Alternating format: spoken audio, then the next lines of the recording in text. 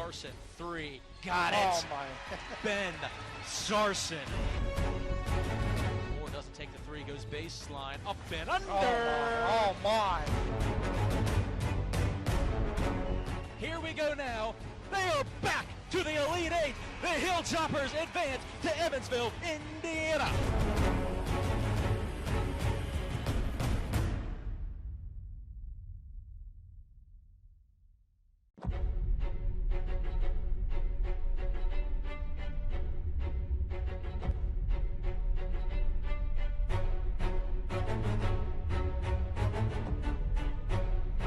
Toppers on 3, 1, 2, 3. Toppers!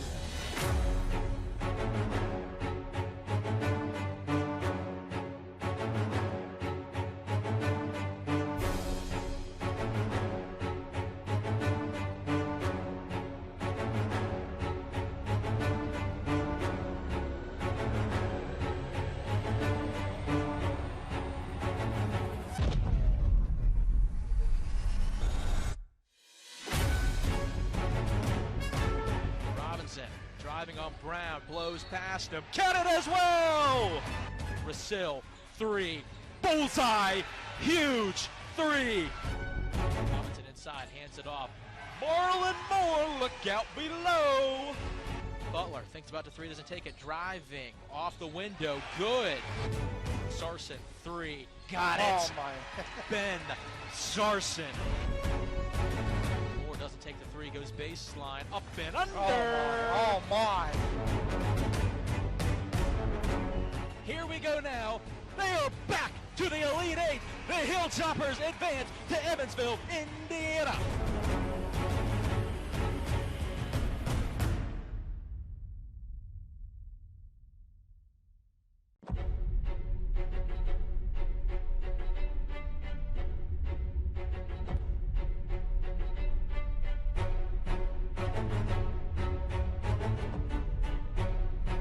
Toppers on 3, 1, 2, 3. Toppers!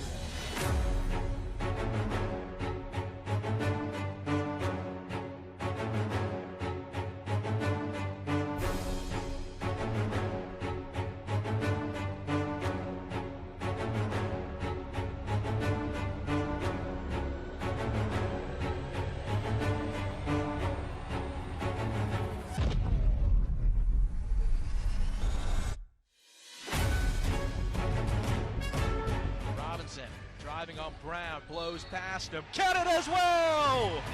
Rasil, 3, bullseye, huge 3. Robinson inside, hands it off. Marlon Moore, look out below! Butler thinks about the 3, doesn't take it, driving, off the window, good. Sarson, 3, got it. Oh my. Ben Sarson. Doesn't take the 3, goes baseline, up and under. Oh my. Here we go now. They are back to the Elite Eight. The Hilltoppers advance to Evansville, Indiana.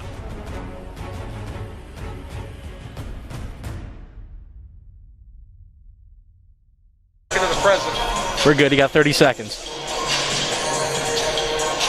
Are we taking masks?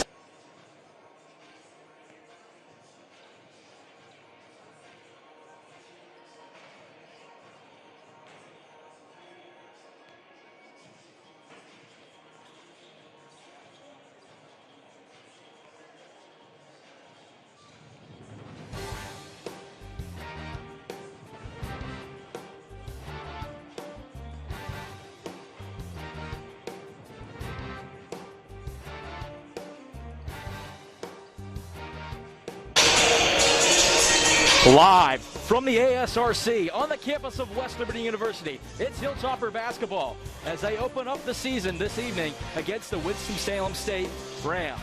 Before we get things underway, we would like to thank our Jack Adams Hilltopper Athletic Club sponsors. Thank you for supporting our WLU student athletes and their continued success. Those sponsors are Main Street Bank, Dr. John P. and Mrs. McCullough, Panhandle Cleaning and Restoration, Dr. Clyde and Mrs. Campbell, Belmont Savings Bank, Outco Fence, IBEW Local 141 of Wheeling, West Virginia, Cal Soundproof Roofing and Sheet Metal. Undo's Restaurant. Gil Allen CPA. Generations Restaurant and Pub. WVU Medicine Wheeling Hospital. The Store and the Dirty Dog Tavern. Again, hello everyone, welcome into the broadcast. I'm Isaac Basinger. Joining me as always is the coach, Lynn Allen. Lynn, it has to feel good to be back, having West Liberty basketball back here at the ASRC. Oh, absolutely. We've got a nationally ranked team, as we do every year. But as we talked at the first football game, you never know what you're going to get, especially in week one, especially with as many newcomers as the Hilltoppers have.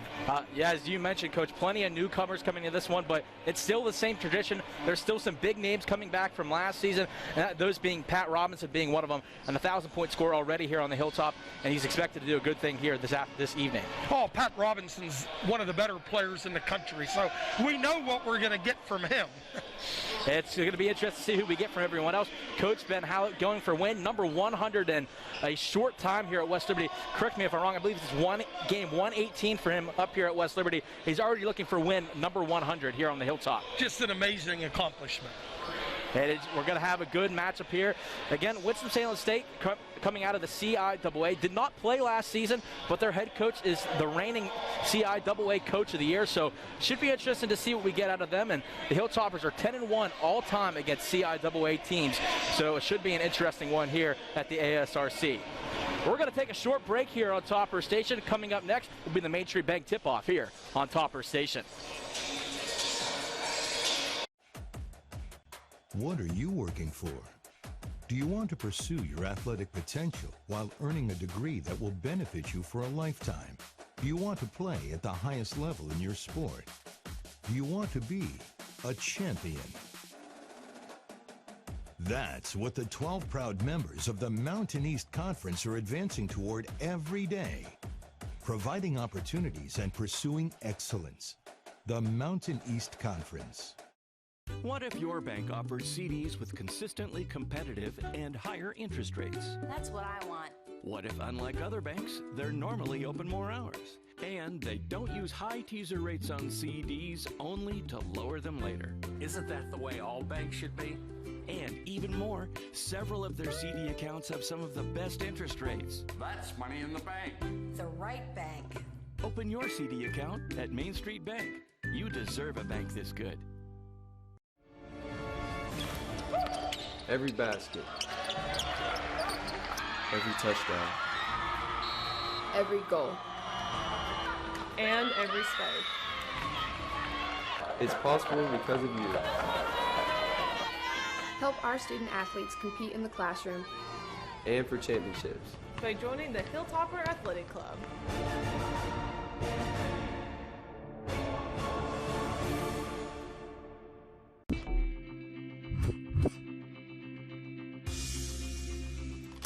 My name is Madison Story, and I'm a senior here in the Zoo Sci program at West Liberty University, and today I'm going to show you what it's like to be a student here.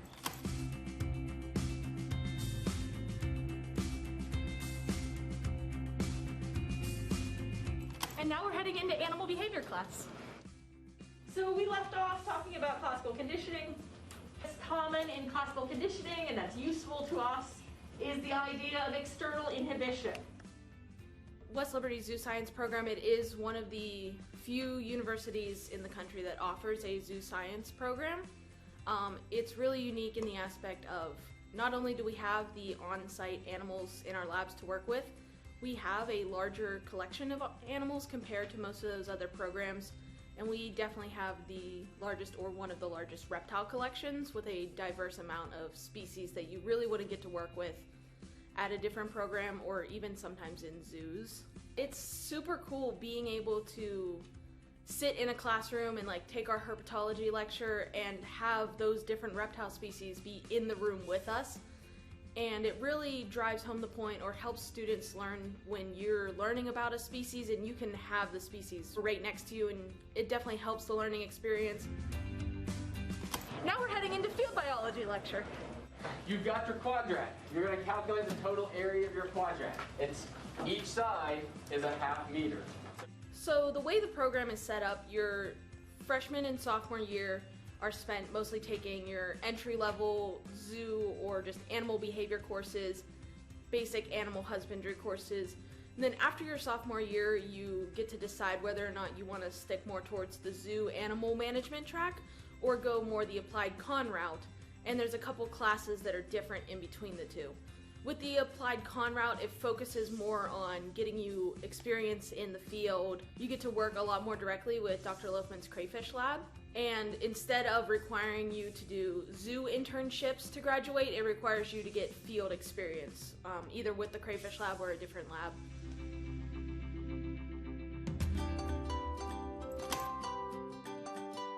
And now we're at the Ogilvy Good Zoo for our animal behavior lab.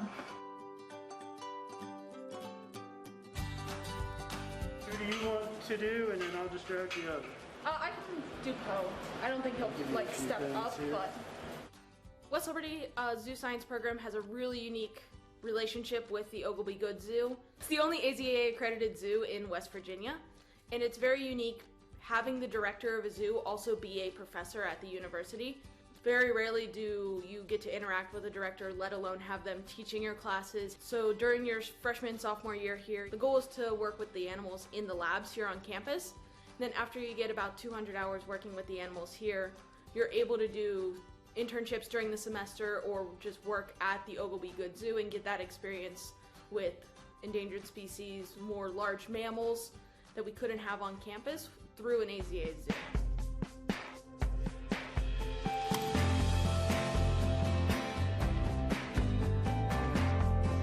And now we're out here for our field biology lab to catch crayfish. The field biology course is one of the required courses for both the zoo side track and the applied conservation track. It's a great chance to get everyone some field experience. This semester I am in a group that is helping the new postdoc in the crayfish lab, and we are sampling the creeks around Wheeling. We're taking measurements and looking at sexual dimorphism in 2 species of crayfish. So I chose this program mostly because West Liberty is a little bit closer to home for me, but far enough away from home that it's still a good college experience.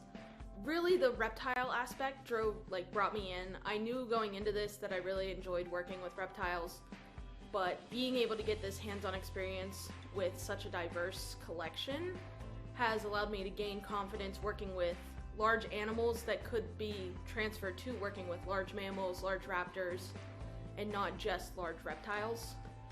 My personal goals after leaving West Liberty is to go into wildlife rehabilitation, but taking the skills learned here from basic husbandry procedures, I can take that experience and use it to build upon for birds or mammals. Thank you for checking out our program today. For more information, just check out our website.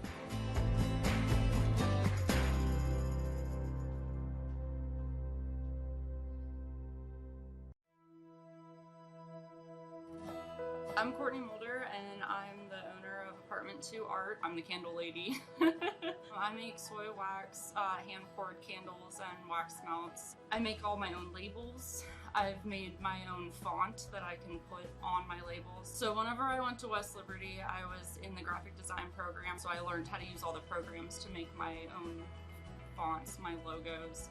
But I also took a lot of hands-on traditional art classes, which kind of helped me get into the candle making. And I wanted to figure out a way to make money off of what I love doing. The community around here locally, everybody's really pushing for small local businesses to thrive. I feel like I kind of just created my business at the right time to kind of like be a part of the community.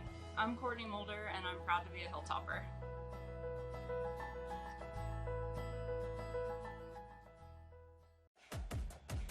What are you working for? Do you want to pursue your athletic potential while earning a degree that will benefit you for a lifetime? Do you want to play at the highest level in your sport? Do you want to be a champion? That's what the 12 proud members of the Mountain East Conference are advancing toward every day, providing opportunities and pursuing excellence. The Mountain East Conference.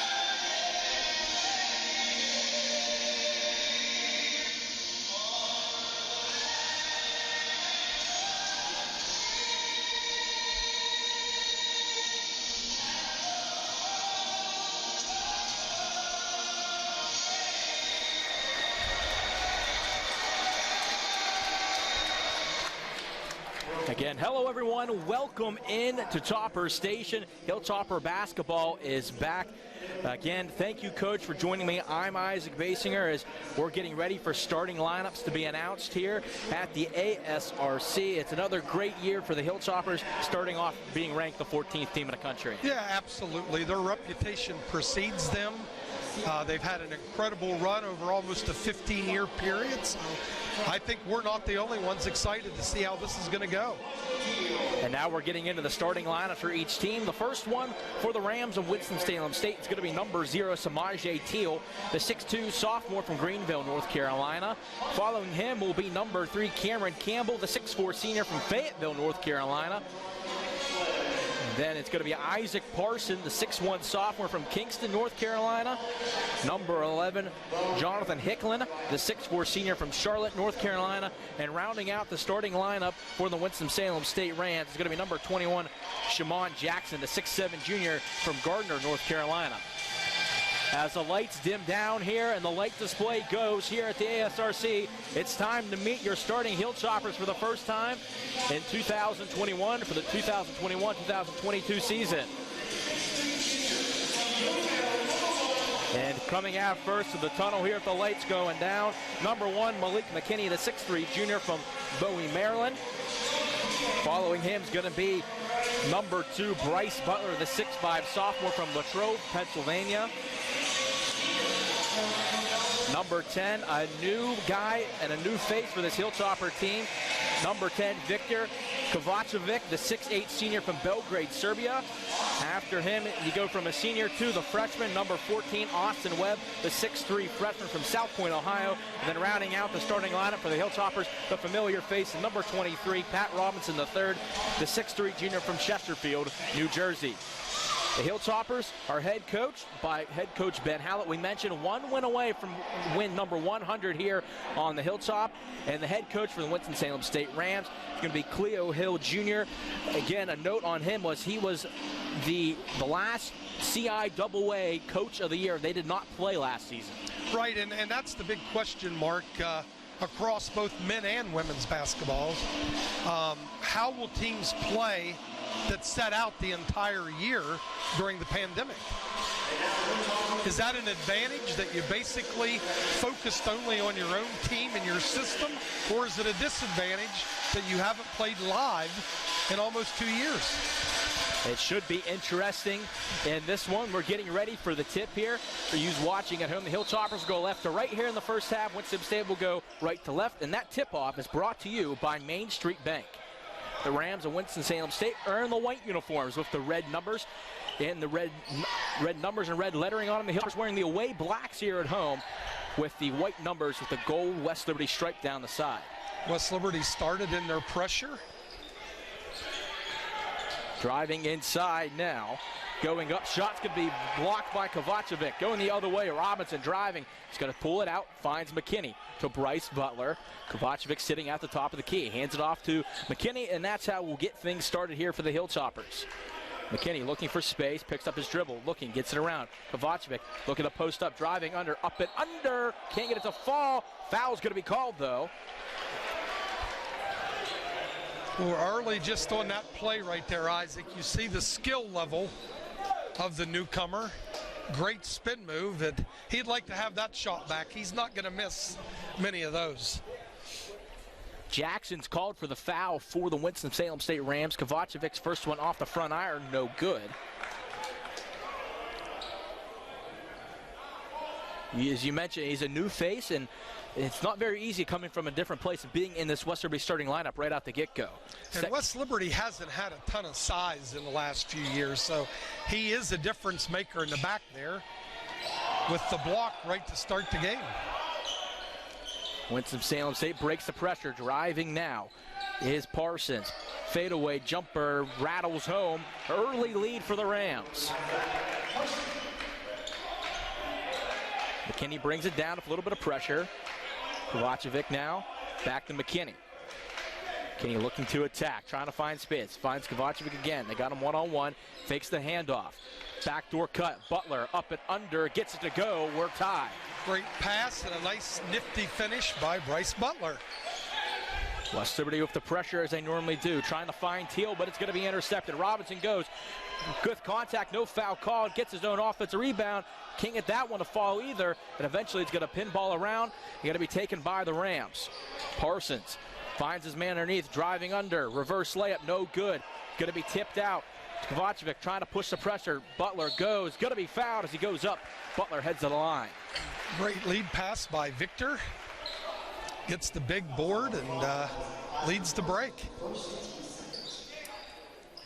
Bryce Butler will head to the line.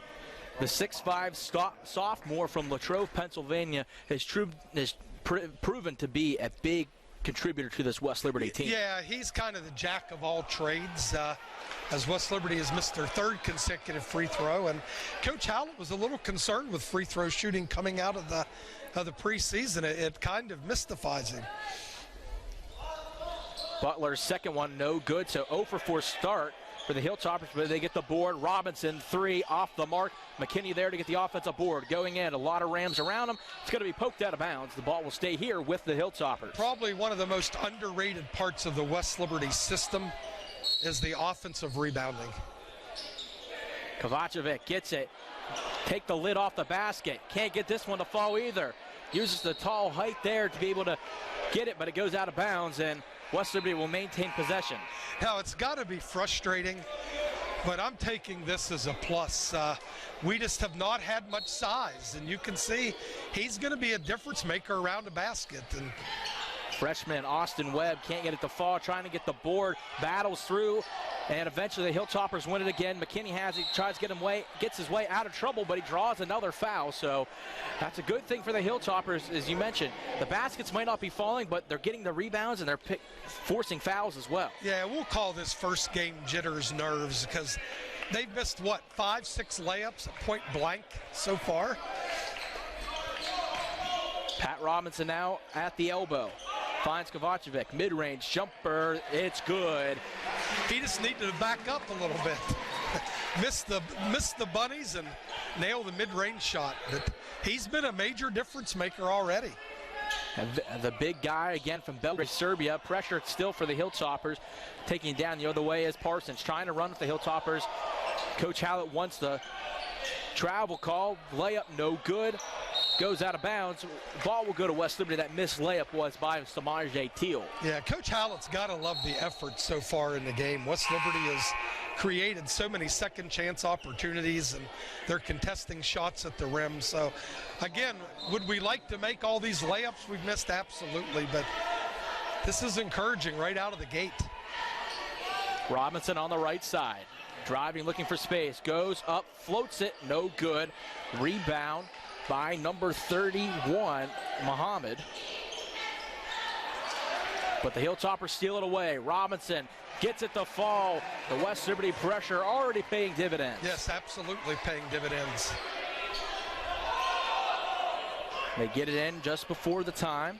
Parsons now looking to drive. Jump stop, will kick it back out. Driving, Webb looks to strip it away, but he's going to be called for the foul as Hicklin goes up for the layup. He'll go to the line. He will be shooting 2. West Liberty getting prepared to send in their first wave. This is something that they've done going on probably 7 or 8 years, that they sub almost 5 for 5 and won this first rotation. Or as I like to call it, the wholesale change. Yeah, the wholesale change. But remember, your best players don't always start. And Marlon Moore's he's working on a pretty good career here. Is he good enough to start? You can debate that. But he is the focal point of the second unit. Hilltoppers roll out here for this 5. Number 24, Ben Sarson. Marlon Moore, as Coach already mentioned. Garrett Denbo, Christian Montague, and Zach Rassil. Free throws good, as number 2, Jalen Parker, comes in the game for the shooter.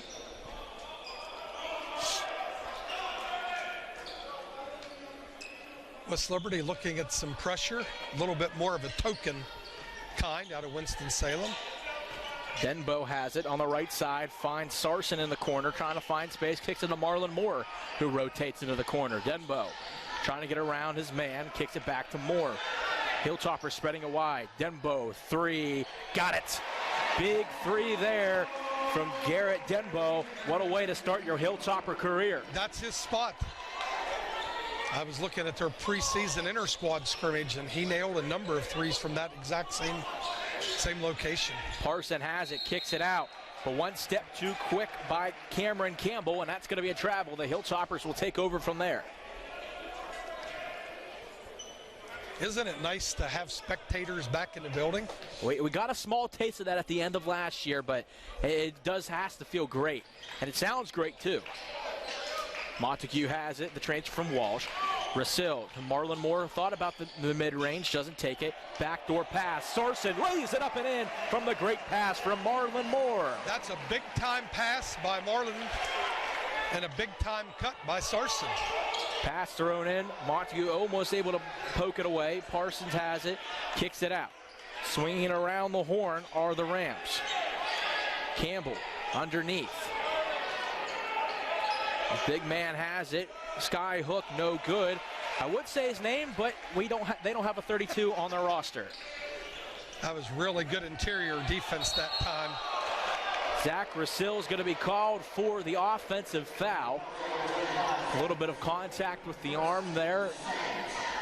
Called him for pushing off. Now, I'm not sure about this, Isaac, but I believe there may have been a change in media timeouts this year. Well, we will find out. Hilltoppers poke it away. Montague, floater's going to be blocked. Sarson tries to go for the rebound, is not able to haul it down. West Liberty still relentless with the pressure. Campbell driving, kicking it out. 3-ball, up, no good, doesn't hit anything. Moore gets the rebound. Parker had the last shot. Rasil, Montague, 3, cha-ching. That's good basketball. That is good basketball. And now it's a 14-4 lead for the Hilltoppers.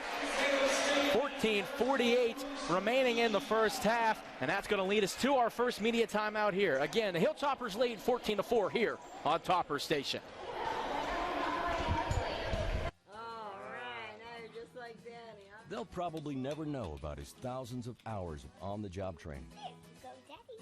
Or that he spent as much time in the classroom as someone with a master's degree. You and I know he's one of the experts when it comes to electricity. Part of a team committed to doing the job right. They call him Dad. You call him the electrician right down the street. IBEW, the power professionals in your neighborhood.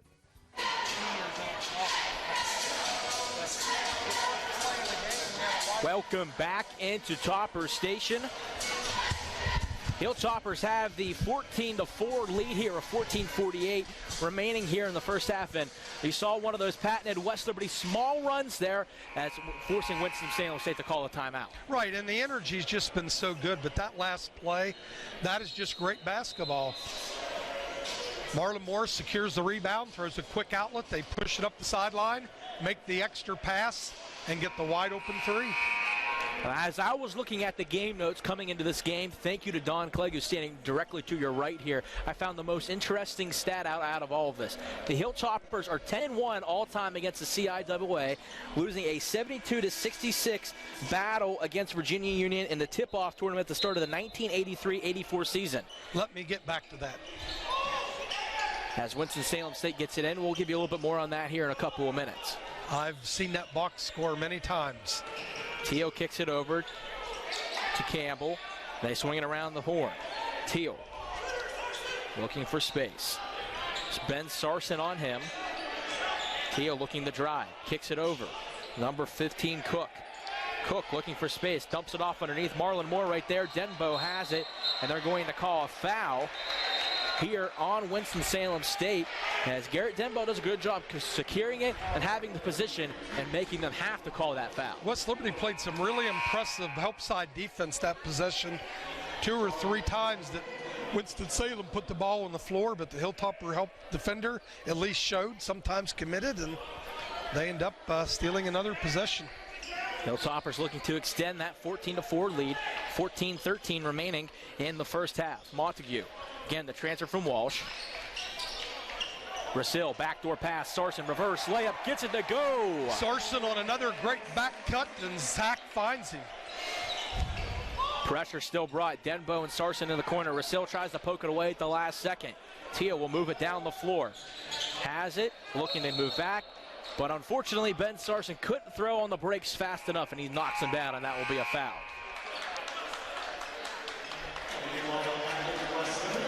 Hilltoppers will go for the wholesale change yet again. The starting 5 back in. Alexander Reed comes in for the Rams.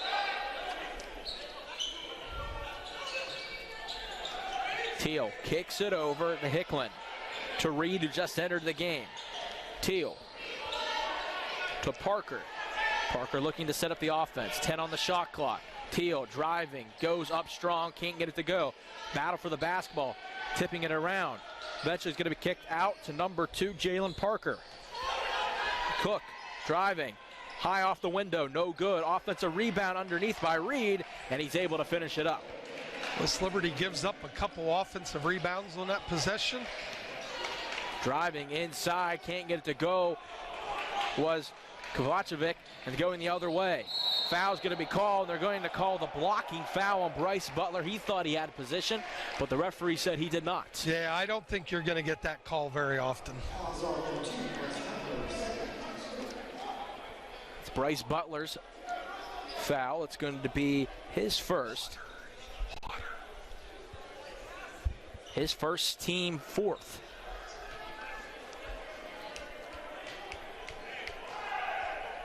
At the line, number 11, Jonathan Hicklin. He makes his first.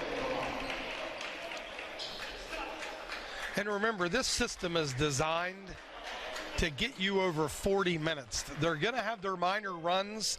They're going to give up a little bit in a reverse run.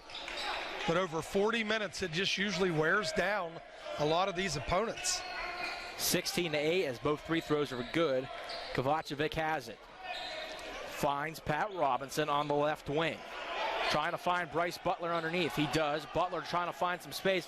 Shot's going to be no good. Might have been blocked. Looking to go the other way now. Hicklin goes up, going to lose it, goes out of bounds. Possession will stay here with Winston-Salem State. Good hands by a trailing topper defender that time. Gets the back tip and saves the layup. 12:48 remaining in the first half. As Reed takes it and he's able to find Parker. And they're going to call the out-of-bounds violation. His coach, you don't see this very often, but the Ram player went out of bounds first and then was the first one to touch it. Not a call you see very often. Maybe one time a season. Well, it only happened less than 8 minutes into this season. Kovacevic has it, finds Butler. He fires the tray. Off the mark, no good. Rebound by Webb. Tries to kick it out. Battle for it on the ground. Webb goes down to the ground. Is going to get the jump ball, and possession will stay here for the Hilltoppers. Good effort, Austin Webb. His pass got deflected, but he didn't pout. Put out the effort and forces the tie-up. That's something you like to see. You might make mistakes, but it's what you do after those mistakes is what can truly be the test of a player. As McKinney takes the inbound pass to Victor. Robinson fires the three. Cha-ching! 19-8, the Hilltoppers take the lead as Pat Robinson fires from long range. He's got a little bit of an unorthodox shot, but he's already scored about 1,500 points in his career, including the 1 year that he was not in a Hilltopper uniform. Taking it now, Isaac Parsons sends it over. And eventually underneath to Hicklin. Trying to go baseline. Kovacevic says, get that out of here. The Hilltoppers look to go the other way. McKinney floats it up and under. Can it to go. 21-8, the Hilltoppers extend the lead. The defense turns into offense on that possession, starting with the big block. The Hilltoppers continue to move the defense into the offense. McKinney drive, kicks it out. Robinson, three. Off the mark, rebound underneath by Cook. Looking to go the other way, 2-on-0, underneath. Layup, no good. Good backside pressure there by the Hilltoppers. As Isaac Parsons not able to get the layup to go, the Hilltoppers go the other way, and they force the foul as well. Now there's something that every coach is going to love Pat Robinson uncharacteristically shoots an air ball, sprints 94 feet, and possibly he either contested or actually got a hand on that layup and saved a basket. Great effort, Pat Robinson. Hilltoppers roll with the second 5, -1 as Robinson stays in the game. Montague, 3, off the mark, just a little short. Looking to take it the other way are the Rams as they get the pass over to Alexander Reed. Now the floater on the other side is no good. That one by Isaac Parsons. Big time rebound by Marlon Moore, crashing from the top. As Robinson drives, blows past everyone and gets it to go. Forcing another Winston-Salem State timeout. It's a 30-second timeout, so now, Coach, we have a little bit of time to talk about what we were talking about before, about that 1983-84 opener against Virginia Union, that 72-66 setback for the Hilltoppers. But I think there was a pretty good player for that Virginia Union team. Well, there was a pretty good player from Virginia Union, Charles Oakley, legendary tough guy, great player in the NBA. But West Liberty had a pretty good player in that game. One of our all-time legends, Spencer Johnson, and they both, and I don't got the numbers exactly right, but they both had a double-double, and I think each of them scored like 32, 34 points in the game. So Spencer Johnson, at least statistically, played him to a dead even in that game. It's crazy how it works, however you play within a system. Again, Charles Oakley, a 19-year NBA career. Hilltoppers bringing the pressure. Parsons is able to get it down the floor to Campbell. Campbell goes on a 3-on-1. Robinson backs out of the way. The lid's still on the basket, but the Hilltoppers aren't able to get the rebound as Sarson goes to the floor. The ball will remain here of Winston-Salem State. Looks like Sarson might have got nicked up there. Now there's a great play on the break. If you listen to the old timers, and that's me, but I don't believe in this, you're taught always stop the ball. Pat Robinson feinted at the ball and dropped in the passing lane, and it surprised the kid, and he missed the layup. Williams, who just entered the game, passes it over to Campbell, driving. Shot's going to be blocked by Sarson, goes out of bounds. They're going to call a foul here on Pat Robinson for him trying to go over and pick up the loose ball. Great help side defense again by West Liberty. Marlon Moore slides down, squares his shoulders, doesn't give the kid the angle, and gets another block. West Liberty's half-court defense has been really, really good so far. Again, that last foul on Pat Robinson, his first team 5th. Parsons has it out, driving on Montague. Push off, step back, jumper, no good. Rebound by Marlon Moore. Kicks over to Ben Sarson, looking to go the other direction are the Hilltoppers as they normally do. Moore to Rasil, fires the tray, off the mark, no good. Rebound by Winston-Salem State, but they give it away real quick, but the Hilltoppers give it right back. Going the other direction now. Parsons, no look pass, over, slamming it home. Daquavis Wilkins. Coach Hallett is livid that they didn't call the foul when Marlon Moore got stripped. Marlon now finds Sarson driving, pinballs around but can't fall. Well, you know what I'm going to say, Isaac. I've talked about this rim for years. There aren't any automatic layups on this rim. Good move underneath, driving the lane, up and good. That one being Cameron Campbell. 23-12, the Hilltoppers have the lead, 9:15 remaining in the first half.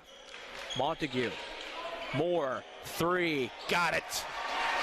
Marlon Moore is a threat from the outside, and he knocks down the 3. Marlon Moore has been pretty impressive in this game to this point. He's doing it all. He's rebounding, he's defending, and there's a steal. As Marlon has it and underneath assist to Montague, who lays it up and in. Thank you, Marlon. You're making me look smart. Hilltoppers extend the lead to 28-12. Pressure still coming. Parsons is able to get it up the floor to Reed. And Reed will take it back from the pass from number 13, Wilkins. Now Parsons will control from there. 18 on the shot clock, 8:30 remaining in the first half. Campbell to Parsons, off the screen. Kicks it over, Campbell, wide open, 3, good. Pretty good offense by Winston-Salem and caught the Toppers in help side defense. The backside guard dropped to the paint. They recognized it, and there's a wide open three. And it's good. Zach Russell. He might be one of the guys on the team you might want to cover at the three-point line. Again, that's good basketball, good recognition. Getting it in. Whistle was blown. And I believe there's going to be a foul here against the Hilltoppers, as it's going to go against number 12, Garrett Dembo, his first, team sixth, and that's going to lead us into the second media timeout. The Hilltoppers have the 31-15 lead over the Rams on Winston-Salem State. You are watching Topper Station. BSB tip of the day. Bank with a company that pays you, depending on how you use your checking account. It's Kasasa Cash Back. It's a totally real thing, and we could totally pay you money. That's Kasasa Cash Back at Belmont Savings Bank. Undo's Catering, family owned since 1953. With 4 newly remodeled catering facilities throughout the Ohio Valley, Undo's can accommodate banquets from 25 to 700 guests. Undo's caters weddings, picnics, corporate events, holiday events, and job site drop-offs for the construction and oil and gas industry. Call 304-233-5566 today. Pride is our main ingredient. Undo.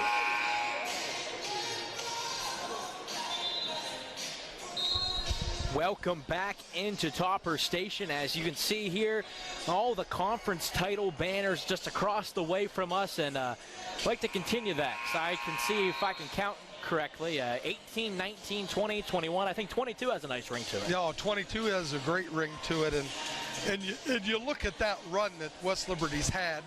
The only year that they didn't win it was in 17, where they finished second, but then upset nationally ranked Fairmont in the tournament and won that championship game. But other than Kansas in the Big 12, I don't know if there's any team in any conference at any level that's had a run like this, at least conference-wise. Winston-Salem State gets it in, but the pressure's still daunting on them. Eventually they get it across to Campbell, underneath to the, I'm going to take a guess it's going to be Muhammad, but again, 32 not listed on our roster. Montague has it for the Hilltoppers. Over to Bryce Butler. Butler drives, kicking out. Russell, three, off the mark. Rebound by Campbell. Good pass, Bryce Butler, though. Got Zach Russell a wide open shot. Hilltoppers continue to bring that pressure. Taking it now was Hicklin, who sends it over to Campbell, to Parker now.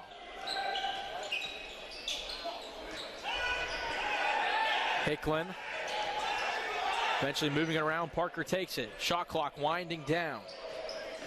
Hicklin trying to go baseline as the shot clock expires, trying to battle for the rebound, offensive board, and the putback. This lineup for West Liberty is extremely undersized. As Butler has the open three. Cha-ching!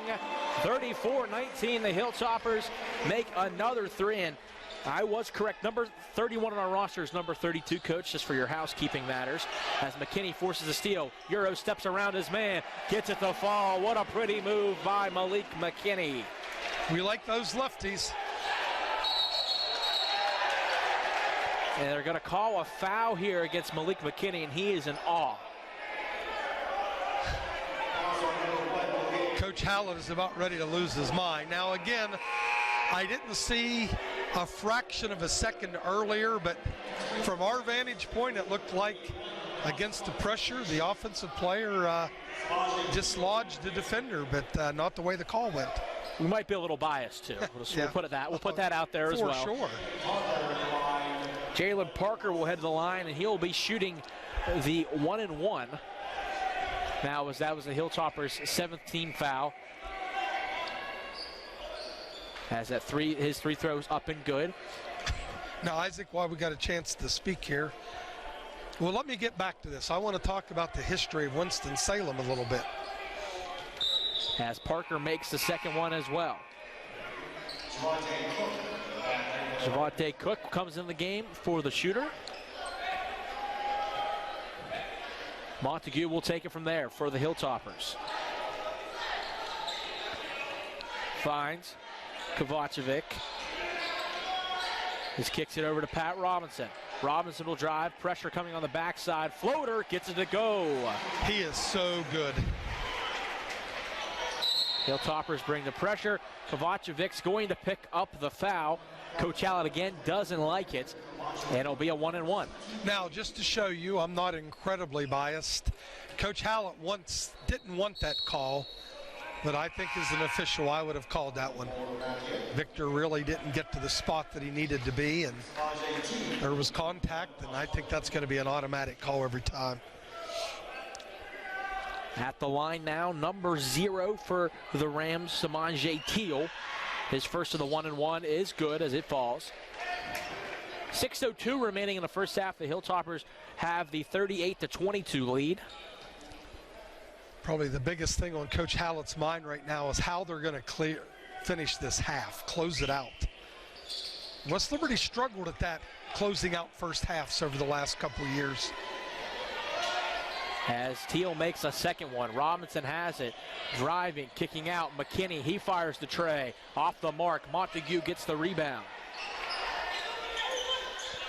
West Liberty goes from the extremely small lineup to the big lineup. As Robinson blows past, contact, and it good. Count the basket and the foul. And I kind of like this out of Coach Hallett, Isaac. He's experimenting with his lineups. He went extremely small a couple minutes ago, and now this is probably their biggest lineup. As Robinson knocks it home, and that's good when you have 10-plus guys that can play in every single game and feel good about it as well. Yeah, they're 12 deep, actually. West Liberty does have some depth. As going up with the contact, that Quavius Wilkins, he's fouled as well. Count the basket, head to the line and shoot the and one. While we get a second here, Isaac, Winston-Salem State is actually a legendary basketball school. They have one of the most famous college coaches of all time in Clarence Big House Gaines. He's in the Naismith Hall of Fame, and there's not a lot of schools of this size that has people in that Hall of Fame, but he might not be the most famous person out of that era. They had a guy by the name of Earl the Pearl Monroe, who as a player is in that Hall of Fame, and he starred for Clarence Big House Gaines. Historic program, that being Winston-Salem State. Free throw was no good on the other end. Kovacevic now has it working underneath, loses it. It's going to try to battle for the basketball underneath, and he's going to be called for the foul for jumping on top, trying to get the loose ball. That's going to be his second foul in a matter of minutes. Yeah, that's one that he'll learn to get better at. A little bit of a frustration. He tried to make a play and got stripped and tried to make up for the strip and dives on the defender. That's the 10th team foul against the Hilltoppers. So this will be 2 shots upcoming for number 13, Wilkins. 5:20 remaining in the first half. Hilltoppers lead 41-25. Wilkins' first one off the front iron, no good. Elijah Watson checks into the game for the first time. And just to show you how big of an NBA nerd I am, Earl the Pearl Monroe was a standout player on that famous Knicks teams that won title there in the 70s. Second one is good for Wilkins. McKinney trying to make something, kicks it over to Marlon Moore, who finds Elijah Watson. Watson back to Moore. Hilltopper spreading it out. Robinson to McKinney, trying to use that speed, drives, kicks out Rasil. To Watson. Watson will drive, kicks it out. McKinney, open three, off the mark, no good. Battle for the rebound off of the Rams. I believe it goes off of number 0, Teal, and the Hilltoppers will take there with 20 on the shot clock. But they will take over after the final media timeout of the first half. 4:57 remaining in the first half. The Hilltoppers lead 41-26 here on Topper Station. Where are you going? The store in West Liberty. The store is open 7 days a week with daily lunch specials, hot food and cold sandwiches, Patsy's Pizza, and a wide selection of chips, pop, and other snacks, as well as household goods and hygiene products. We've also got a wide selection of beer and an ATM. Stop on in and check out the store, located at the top of the hill in the town of West Liberty, a proud supporter of Hilltopper Athletics.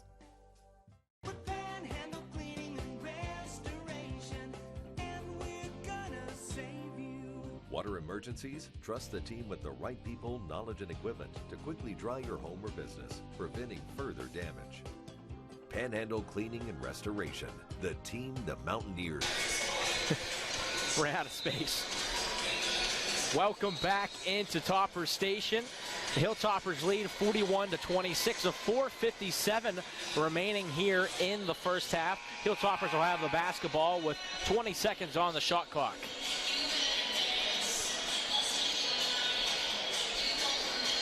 On the floor for the Hilltoppers, McKinney, Watson, Russell, Moore, and Robinson. And Pat Robinson's had a fairly good game to begin here for the Hilltoppers. The only one in double digits in points. Elijah Watson on the right side of the floor to Moore underneath to Russell, who kicks it out to McKinney. McKinney jump pass, is able to find Robinson, kicks it out. McKinney, pass is going to be deflected.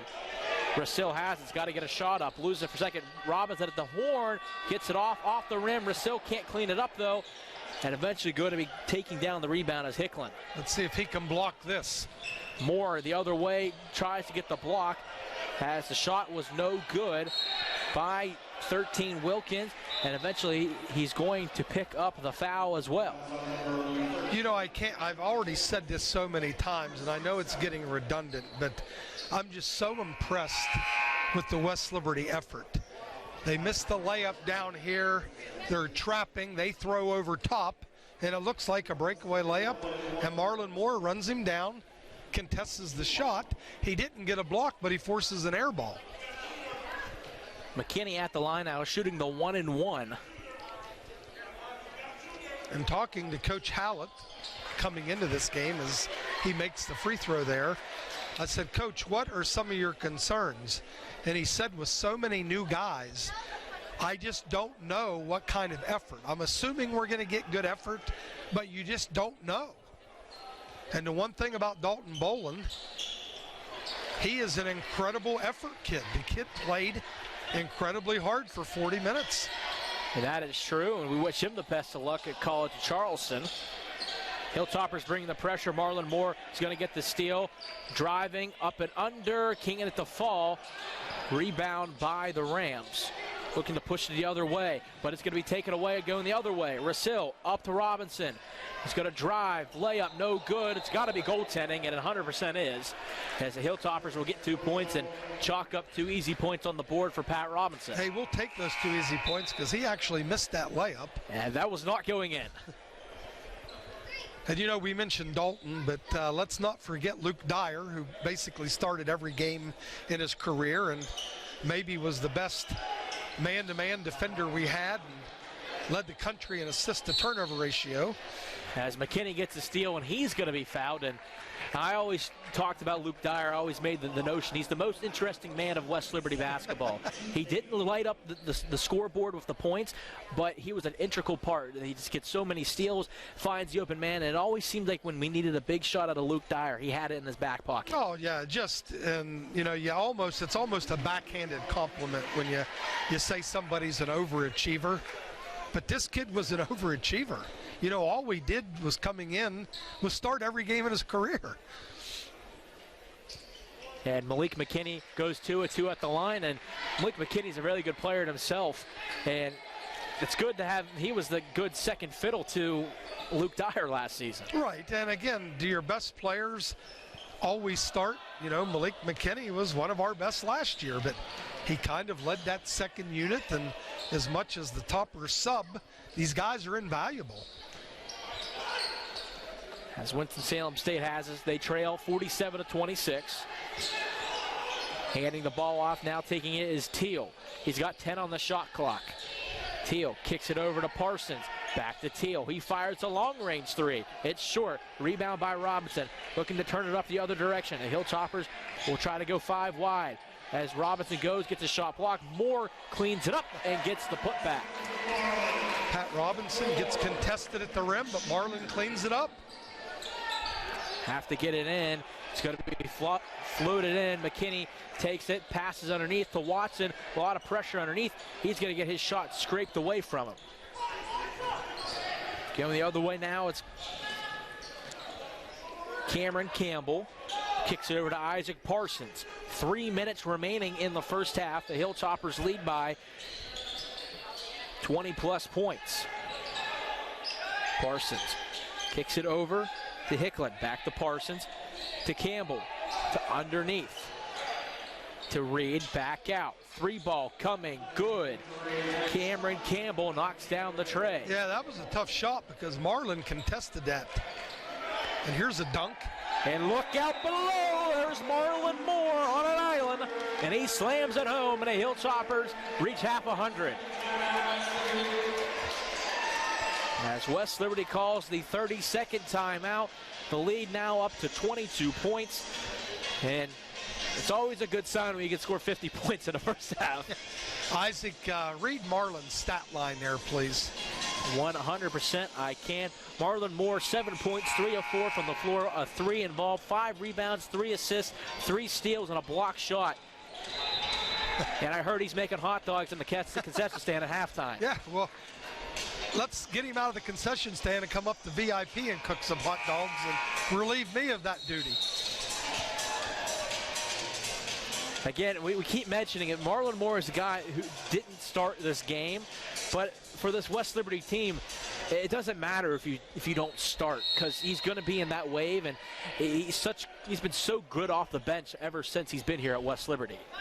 Well, in the history of basketball, there's some famous 6 men that were all-stars and Hall of Famers. Driving layup, no good by Campbell. A lot of contact there. Starson does a good job to tiptoe the line and stay in as he gets it over to Denbo. Sarson trying to find somebody, kicks it over to Denbo. Step back, 3 off the mark, no good. Rebound by Parsons. Parsons dribbles his way around to the pressure. He's going to send it over. That's going to be out of bounds. It's going to go the other way. Parker not able to keep his feet in bounds, and the Hilltoppers forced a turnover. That's a play that I'll never understand. I get it in the NBA when the three-point line's further out and guys have size 18 shoes and you step out of bounds in the corner, but as Butler spinning and off the mark, can't get it to fall, and there's that basket again, Coach. I'm telling you. Just will not fall, as Austin Webb's going to pick up the foul, and this will result in 2 shots upcoming for Isaac Parsons. People laugh at me when I say that, and I'm being dead serious, Isaac. I'm being dead serious. I've watched every basketball game in this building since we opened 21 years ago, and I've played a lot of noontime basketball. There's something about that rim on layups. I don't know what it is, but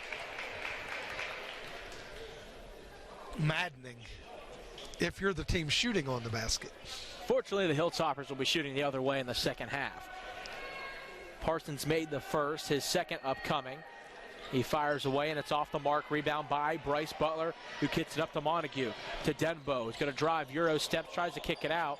Sarson comes in flying, goes up and under, and they're going to call the offensive foul.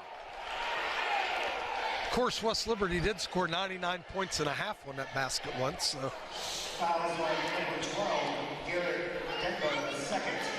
I can remember a few times, Isaac, where West Liberty would have one of these huge first halves and score 75, 80 points, and people would be coming up to me, is that a school record? Is that a school record? I'm like, not even close. They had 99 and a half. So that last foul was on Dembo, his second. With it being an offensive foul, no 3 throws. Winston-Salem State has it here. Campbell, mid-range jumper, off the mark. Battle for the rebound, lands right in the hands of Parsons, and he's able to lay it up and good. Surprised they didn't get a delay of game there for grabbing the ball out of the net and stopping West Liberty's fast break. Butler loses a little bit of control, finds Montague. A transfer from Walsh inside. Butler, pressure on him. They're going to call the foul against Winston-Salem State, and that's going to send Bryce Butler to the line. And Bryce Butler did a really good job there, I thought, of really maintaining control of the ball, not allowing anyone from Winston-Salem State to get on the ball there, and that's why you have to call the foul. Well, that was a difficult screen and roll there, and that wasn't an easy catch in the paint because there were two defenders, help side defenders there. So for him to secure that, rip it through, and eventually draw the foul was impressive. As Butler makes the first of the 1-and-1. 2 shots remaining of the first half, the 57.9 seconds. Butler will shoot the second. And it's in and out, no good. The lead stays at 20 for the Hilltoppers. Reed has it for Winston-Salem State. He's going to get it up to Parsons. Parsons gets it across, dribbles out, and it will set up the offense from here. To Parker. Winston-Salem had an opportunity to go 2 for 1 there and elected not to pursue it. Parker, deep three, got it. As West Liberty will try to milk as much time out of this possession as possible. Marlon Moore in the corner. He fires the tray, and it's off the mark. Rebound by Parker. He kicks it over to Parsons. I think I jinxed West Liberty talking about closing halves. Parker now on the mismatch. Drives, passes out, 3-ball, doesn't hit anything. Hilltoppers got a 2-1. Montague 3 at the horn, off the mark. And the Hilltoppers will take the 52-35 lead into halftime. And Coach, can you give me some of your thoughts on the first half? Well, I think the effort was just incredible. If that was a question mark with newcomers, it really didn't show itself there. West Liberty just did what they needed to do.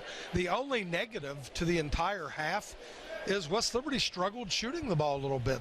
They missed a lot of point-blank shots and had a tremendous amount of wide-open threes, and some of them didn't go down. So other than maybe not executing in the last 2 minutes of the half, pretty strong half. Hilltoppers in the first half, you mentioned the shooting from behind the arc. 6 of 15 in the first half, but the key thing to keen on here was at the free throw line as well, missing the first 4 free throws and finishing 6 of 11. Yeah, again, just a little shooting woes, but other than that, got to see a lot of good ball movement, and they created very makeable shots, and we're up here complaining a little bit, and they are up 17. Again, the Hilltoppers lead 52-35 here at the end of the first half. When we come back, it will be the beginning of the second half, and we'll break down some of the stats from the first half as well. Again, the Hilltoppers lead 52-35. You are watching Topper Station.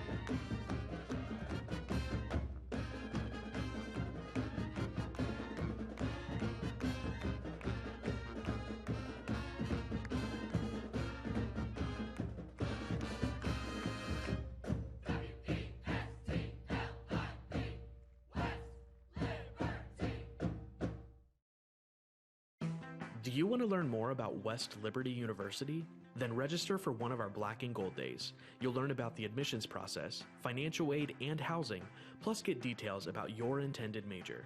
You'll even be entered for a chance to win a $1,000 scholarship just for attending. It's everything you need to know. Get registered for our December 3rd event at westliberty.edu/visit. Visit, tour, connect at West Liberty University. I'm Katie Blyfus, and I'm in the Business Management program at West Liberty University. Blyfus Tire Service has been in the family since the doors opened in 1955. My dad is the third generation to operate the business, and I hope to take it over in the future. We pride ourselves on great customer service and honest business practices. As a business management student at West Liberty, I'm acquiring the knowledge and skills I'll need to be the next manager at Blyfus Tire Service. Find out more about business management at westliberty.edu/business.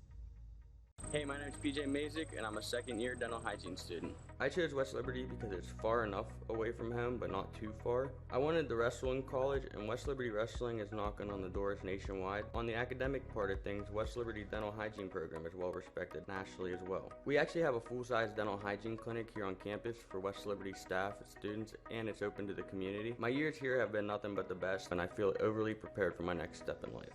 Visit westliberty.edu/DH for more information. I'm Carly Pajak, and I'm a senior majoring in nursing at West Liberty University. I've always had an interest in medicine, but I chose to major in nursing because I love to help others and positively impact people's lives every day. I think it's important to know that West Lib's nursing program goes beyond the classroom, from going to the lab to clinical, even studying every night. The professors really keep us busy, but it's better to prepare us as nurses in the future. For more information, visit westliberty.edu/nursing.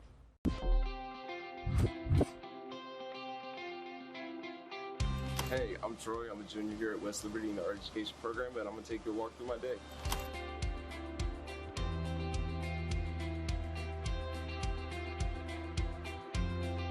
And now we're going to head into F209 Creative Arts to look at our dynamic compositions for 2D foundations. We see a little bit of positive and negative. Yeah.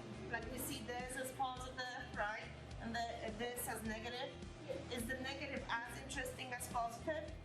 I chose art education at the beginning because of summers off, and I thought grading art would be really easy, but over the course of my first semester, I realized it's a lot deeper than that.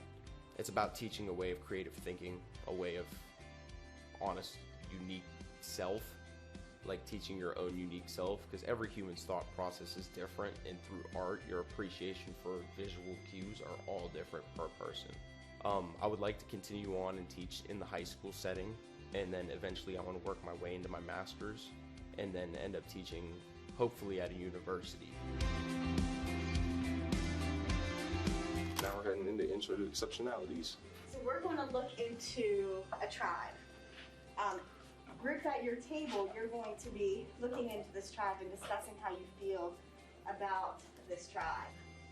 With the education courses, you're going to have in-class lectures per usual with other education majors, some entry level, some maybe further on, and then just growing in field components as well, so you will be teaching in a field environment, in a classroom with other teachers, and learning about other ways you can teach students.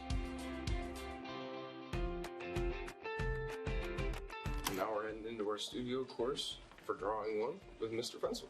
So we went through that whole process of how we start, right? Keeping this contour nice and light. Don't be heavy-handed, because then we need to take that contour and eventually push it into the drawing as we develop our value. In the art program, you start with your fundamental courses first. You're going to be taking studio courses, so main courses like Drawing 1, 2D Foundations, and then you're going to grow from there into printmaking. You don't build the photorealism from first and then take Drawing 1. They would have you build through Drawing 1, then Drawing 2 and 3, and then so on, and then you would get to the more complicated and diverse stuff. Now we're going to head into Art Theory and Criticism with Dr. Groves. Today, we are going to actually do a project. Okay, today's teaching is about critical thinking. You did a worksheet on how do you teach art history through a critical thinking lens.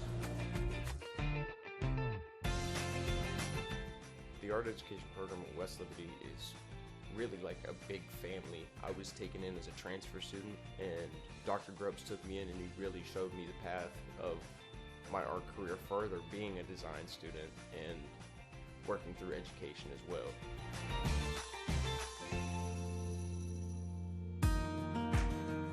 Right now, I'm pulling out my materials for my solo art exhibition. Well, not solo, technically, but my piece is in the exhibition. for the National Art Educators Conference.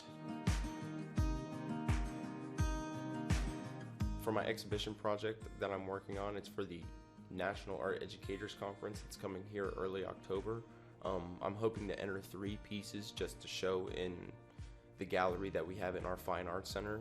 I've really never exhibited any pieces, and it's really going to be my first time doing that, and I'm really excited for the opportunity to be able to do that. For my other independent work, I like to do a lot of creative design on Adobe products such as like InDesign, Photoshop. I like to do a lot of apparel work. I still have a huge passion for fashion design and merchandising. It was my original major that I fell in love with, but for unforeseen circumstances I had to transfer, and honestly I think it was for the best because I could still continue that passion alongside my degree with art education.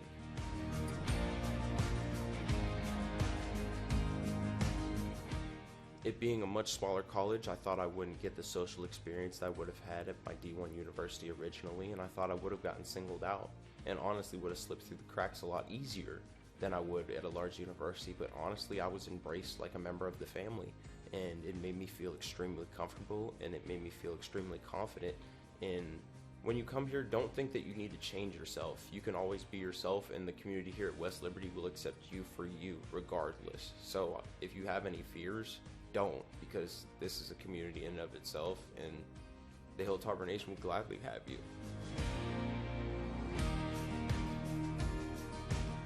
Alright, thanks for following me through my day. If you need more information, check us out on our website.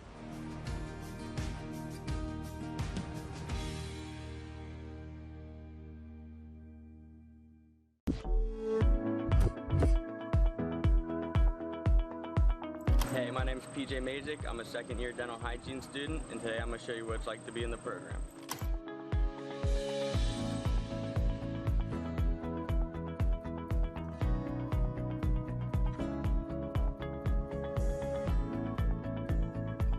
First, we're going to head into oral pathology class.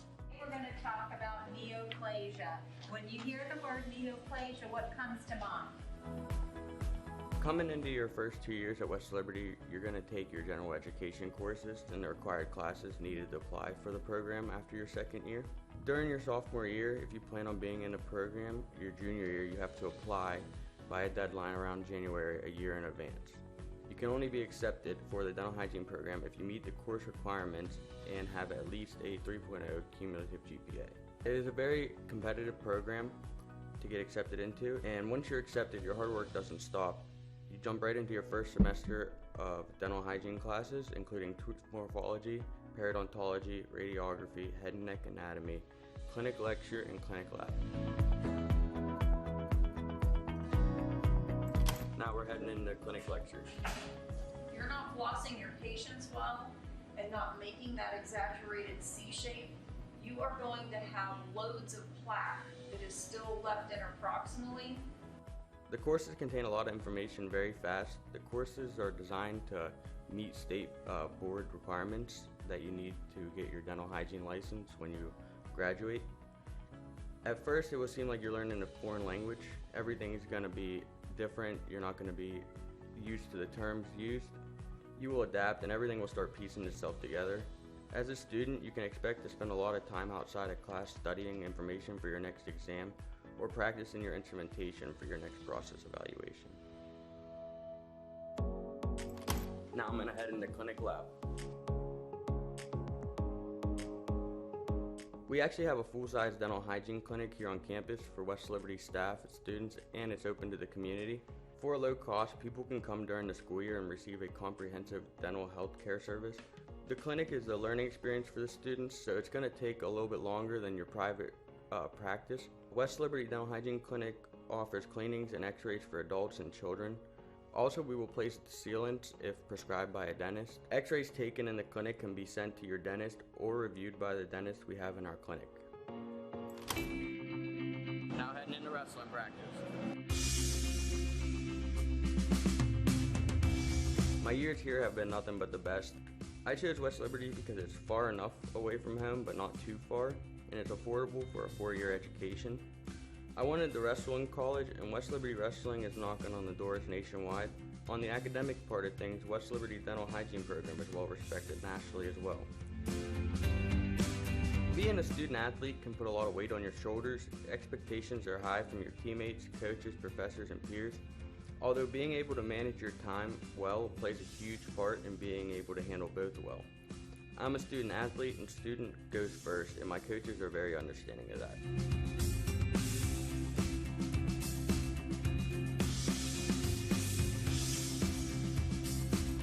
Thanks for checking out the dental hygiene program. For more information, check out our website.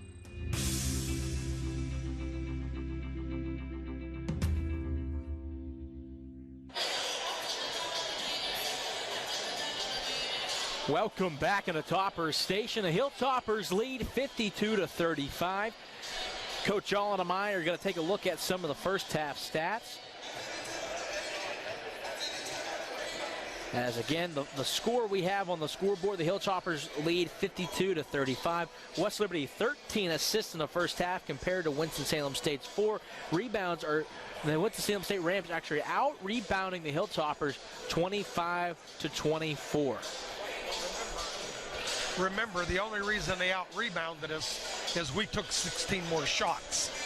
So if you're not shooting 50%, you're always going to lose or be in that rebound battle. West Liberty dominated the boards. They just had too many shots, and if you're missing them, that leads to defensive rebounds. Some of the individual stats from the first half of play. Pat Robinson leads the way of all scorers with 14 points. Marlon Moore has 3 assists for the Hilltoppers, and rebounds. Again, Marlon Moore leads the way with 5 for himself. And for the Rams and Winston-Salem State, Cameron Campbell, 8 points in the first half. Alexander Reed with 1 assist. And the rebound is going to be led by Jonathan Hicklin.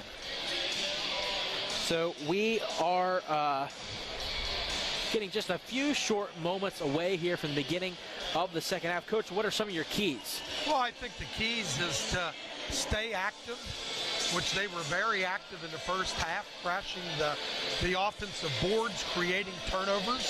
Stay out of the foul situation. I thought West Liberty did a decent job of being frenetic in the press without fouling. And I believe they'll shoot the ball better. They're not going to miss layups game after game, half after half. They'll make those easy ones, and the key is maybe put them away here. Come out and put them away. As the Hilltoppers will roll with the starting lineup they had at the beginning of the game, that being Malik McKinney, Bryce Butler, Austin Webb, Pat Robinson, and Victor Kovacevic. I feel bad for him already because it's going to take me some time to get that one down. That's why I just call him Victor. But I like Victor. I had a chance to meet him on his recruiting visit, and I've caught up with him several times in Coach Hallett's office. And I've always been impressed with this with international guys. His English is impeccable. Winston-Salem State has the ball to begin the second half, and we're underway.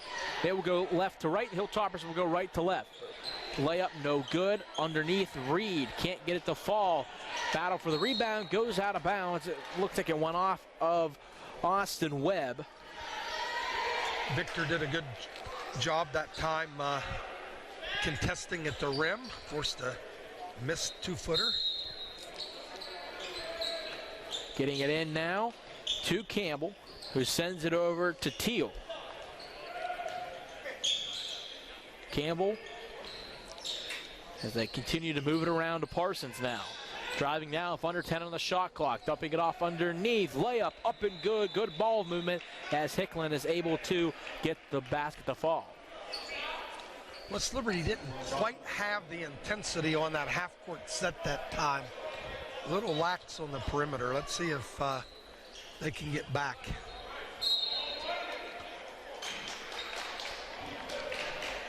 Here's the set with your 6'8" center running the point. That being Kovacevic, who gets it over to Bryce Butler. Trying to get it back to him, but can't. McKinney now. McKinney gets it to Kovacevic now. Underneath, trying to work inside. Gets it up and gets it to fall. So it might be the sides of the basket here, Coach.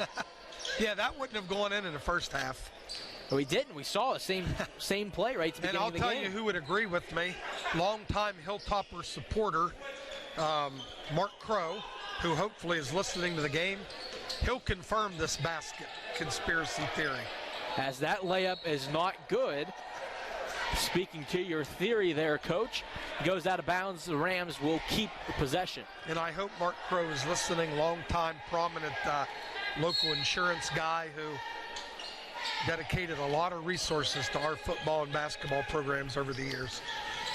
Reed takes the inbound and hands it off. Now it's going to go over to Campbell, driving off the window, no good. Battle for the rebound. It's going to be tipped around, still pinballing around, and lands right into the lap of Hicklin, and he gets the easy layup.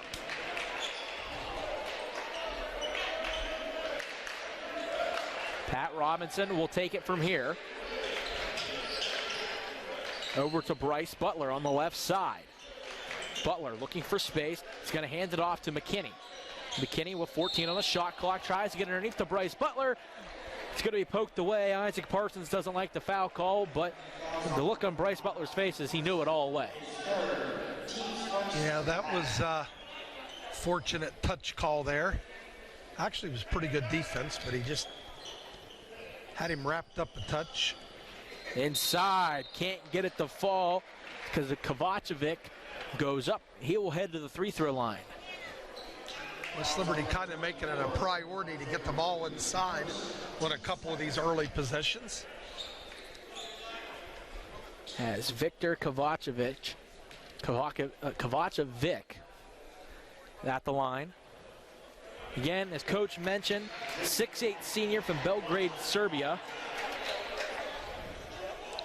The kid does love to pass, and again, me being an NBA nerd, the NBA MVP is from Serbia and is considered one of the best passing big men ever.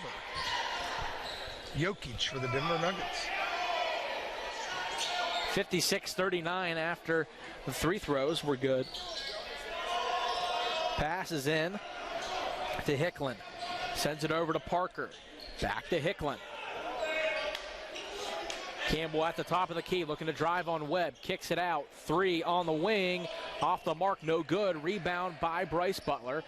Butler will take it himself down the floor. Hilltopper spread out for him. Into the corner to Webb. Back to Butler. To Robinson. Screen there by Butler. Can't find him on the roll, and eventually does after a little bit while. Butler working inside, spinning. Shot's going to be partially deflected. That's because he was fouled. And there's a lot of ways, Isaac, that you can attack the basket without it being a dribble drive. You can go to the power post, which West Liberty did a couple times early, and that time Bryce Butler gets the mismatch and backs his defender down. And Butler makes the first of his three throws.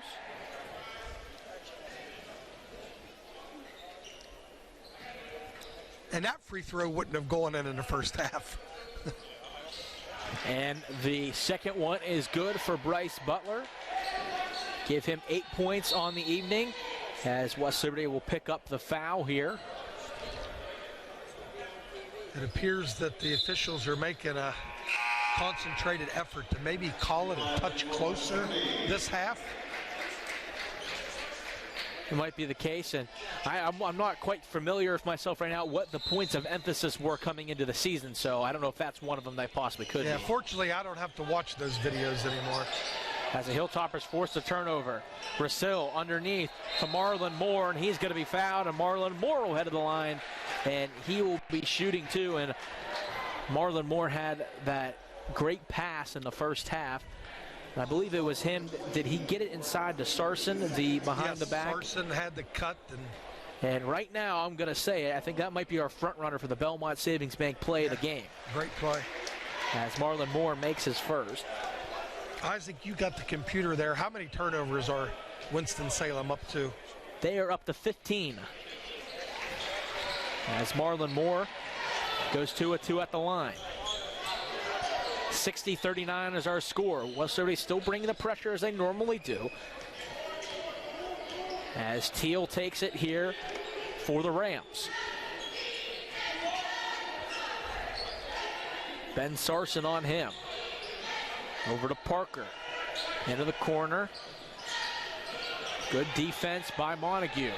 11 on 11. Good defense. Corner three is good. knocking it down as Cook. That's a tough shot by Cook in the corner. Sarson got a hand up on a closeout, but he knocks it down. Hilltoppers passing it around. Rasil driving, good because of the goaltend, and just a good job of passing there by the Hilltoppers. Zach Rasil, we already know he's a threat from behind the three-point line. He's able to drive inside and get the two here. And that's another gift because I don't think that one was going in. I thought that one might have been short. Yes. Now there's a foul, Isaac, that you see in the NBA. Had he caught play by Marlon Moore, they were going to give up a wide open basket, and he just took the foul. He did the reach in intentionally and stopped the break. And at some points, that's a good foul, as we're going to take a look here, see how many fouls Marlon had coming before that. That's his first foul, so he has the fouls to give, and it's early here in the second half. And that's the key. It's early in the half. You don't want to make a habit of that. You put teams into the 1-and-1. And pass, nobody home, as Parker was trying to find Cook, and it rolls into the first level of the students down there, and the Hilltoppers will take over from there. Another fourth turnover.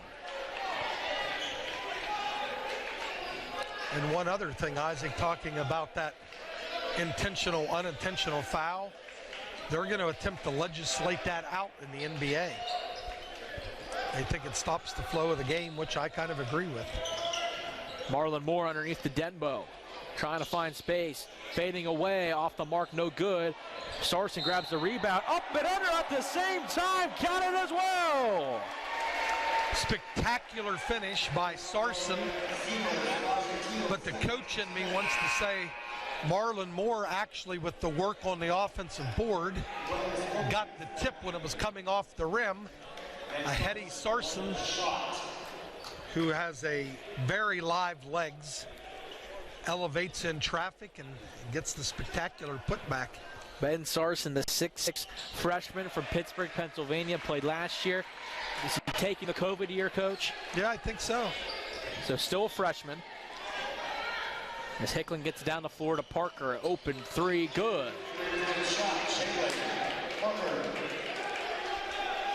As Montague will take it down after the made three. Parker has 8 points on the evening. Winston-Salem shot it pretty well from the three-point line. You just don't have a lot of attempts. 5 and 9 so far are the Rams. Montague has it, driving, stops at the foul line, kicks it out. Denbo, three, bullseye. He's in the corner. At 68-45, the Hilltoppers extend the lead as Marlon Moore picks up the foul, his second foul, team third. And again, I think the officials are making a conscious effort. It's a foul, so I'm not criticizing at all, but they're calling the pressure very, very tight. Pressure, good job being broken there by the Rams, is finishing off as Wilkins with the wide open layup from the pass from Parker. Marlon Moore on the right wing, takes it, he's going to drive, stops, puts it up and good. A good direct line drive and the presence of mind to jump stop and get the easy one. Pressure on Hickens. Tries to dribble out of it. He's got 2 seconds to get across, and he does. Underneath, Wilkins goes up and slams it home. Coach Hallett's getting a little upset with somebody's giving up 3 pretty easy baskets off of the press. And we've seen that once or twice on the bench. Doesn't like it, puts the thumb up, and the next 5 will be ready to go in. But at the moment, Moore underneath to Montague, and he's going to step on the baseline and go out of bounds. And that's going to lead us to the first immediate timeout of the second half. The Hilltoppers lead 70-49. You are watching Topper Station. Today at Belmont Savings Bank, let's talk stability. You know, like how we've been operating locally since 1885. Or like how we have 4 locations across Belmont County to serve you wherever you are. Or because no matter what you need or where you've banked before, we have the people and resources to make your experience fast and easy. That's what you get when you bank at BSB. We're Belmont Savings Bank. How may we help you today? We're Panhandle Cleaning and Restoration, and we're gonna save you. We We respond to infectious outbreaks with EPA-approved disinfectants. We offer full surface and high-touch decontamination, whether your facility has had a case or you'd like a precautionary cleaning. Panhandle Cleaning and Restoration, the team the Mountaineers.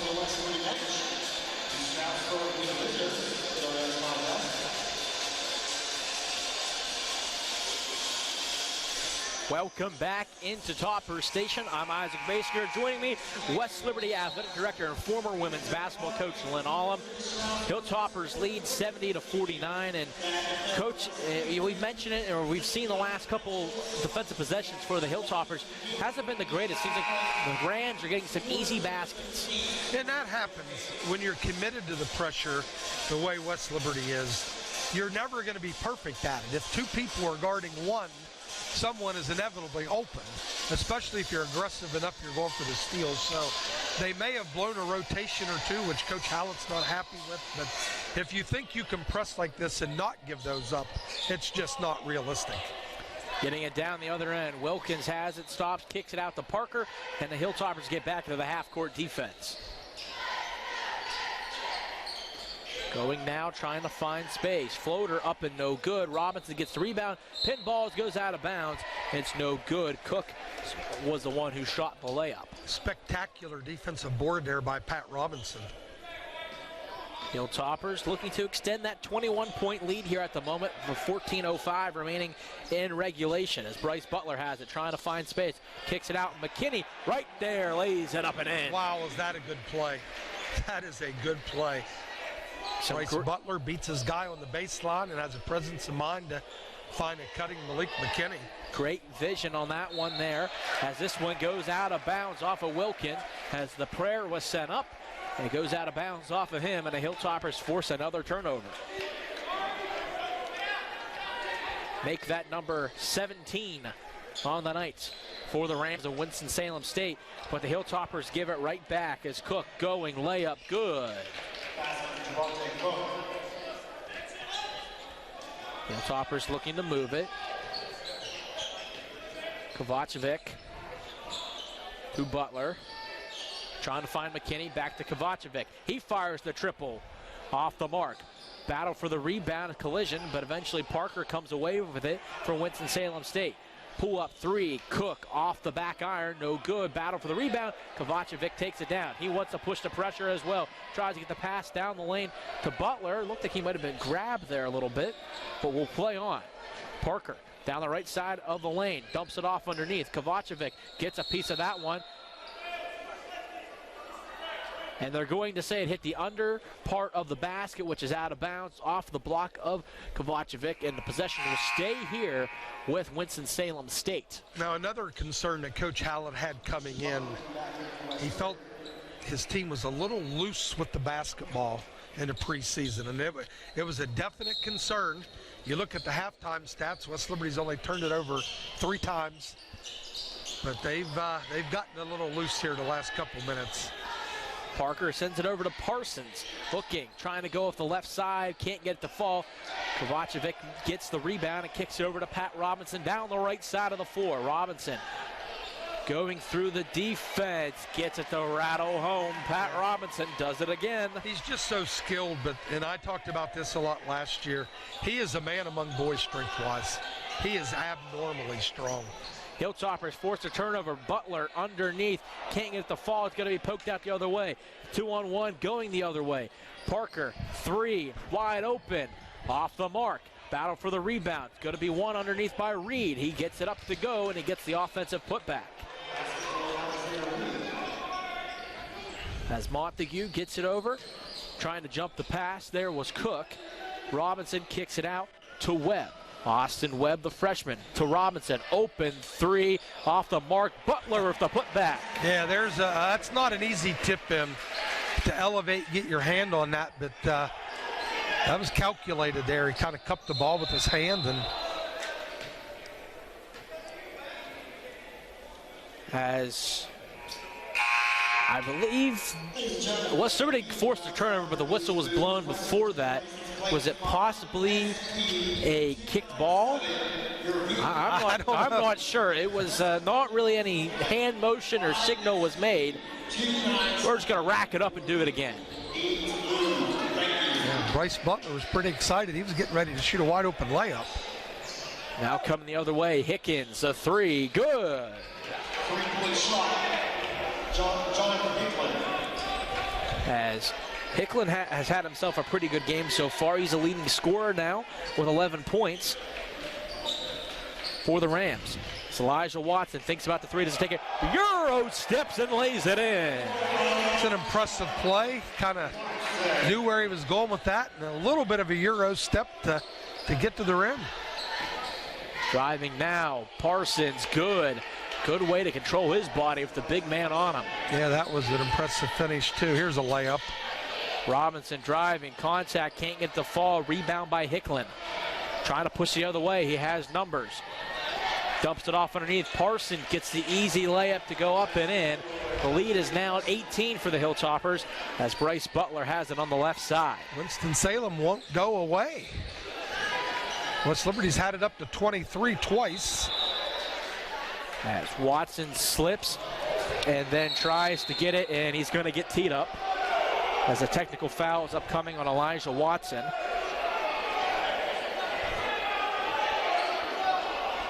As Elijah Watson pleading his case that wasn't given any space to get up, and I think he made space to get himself up.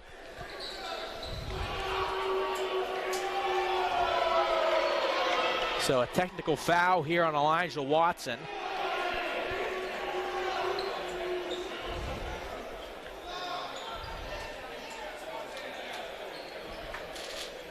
A technical foul for Elijah Watson. First personal team. As it says, his first personal team fourth. This will result in 3 throws here for Winston-Salem State. You know, this is a chance. Winston-Salem knocks down these free throws and they get the ball out. They could make this game interesting. Jonathan Hicklin is their chosen shooter. He'll be shooting the 2 as the Hilltopper faithful show their displeasure with the call. That one's short and off the mark.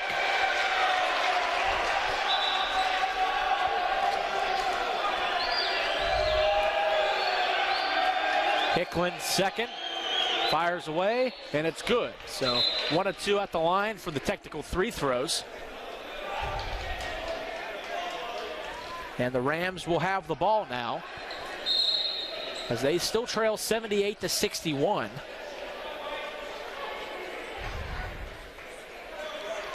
As right now in the second half, Coach, the scoring's dead even. And again, that's going to happen because when you're playing the 94-foot, you're going to end up giving up some easy stuff in West Liberty. And here's another easy one. It's a home run pass as Parsons is going to be blocked by McKinney. He says, get that out of here. Marlon Moore wins the jump ball, and the Hilltoppers get the ball.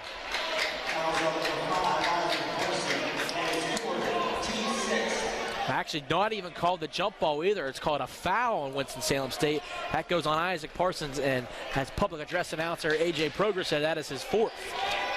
Interesting regional score, Isaac. IUP 77, Concord 76, so 3 minutes left to play. A good one early on here in the season. Foul underneath, and that will be the end of the night there by Isaac Parsons as he's going to pick up his 5th foul. As Marlon Moore had position, try to reach around. I'm not going to get that one. I'm sure the officials are biased due to his first name. Yeah, I would have called it a foul too. As Marlon Moore at the line, shooting the 1-and-1. It's off the mark. Battle for the rebound. Pinballs around. Out of bounds. Off of, trying to see the number. I believe it's Wilkins. And the Hilltoppers will get the possession. You know what I like about women's basketball? They don't have one-on-ones. Yes, that's... I would like to see one-on-ones eliminated from the men's game. The women, again, they play the quarters now, too, in college. And it's the first to 5 fouls, and it's 2 shots. As Sarson has it, trying to find Rasil. Rasil is able to grab it at the last second. Back to Sarson. Underneath, Marlon Moore up and under. Gets it to go. Good recognition. Marlon Moore worked hard inside. Got a seal and gets an easy one off the lob. Campbell looking to inbound it. The pressure's there. He finds Wilkins. He fires it down the floor as Parker is going to be off the mark there, and that's going to be an easy steal there for Christian Montague. Moore to Rasil, 3-ball off the mark. Rebound by Campbell. Pressure there by Rasil as Campbell picked up his dribble. West Liberty still putting on the pressure, but they're able to get it down. Campbell up, under, swinging, and gets it to fall. 80-63 with 9:23 remaining in regulation. The Hilltoppers have the 17-point lead. Montague over to McKinney. Goes up and under, but his shot's going to be blocked. Going the other way. Campbell floats it up, good, counted as well. As he is fouled, 80-65 now. And the Winston-Salem State Rams will have a chance to cut this to a 14-point game after the break. 9:11 remaining in regulation. The Hilltoppers have the 80-65 lead here on Topper Station. What if your bank offered new checking and savings accounts with a very low balance required, online bill pay, and debit cards issued right away? I would like that. What if that bank had extended hours every business day and were open on Saturdays and most holidays? That's incredible. And if all their accounts had low fees or no fees? That's money in the bank, the right bank. Open your checking and savings account at Main Street Bank. You deserve a bank this year.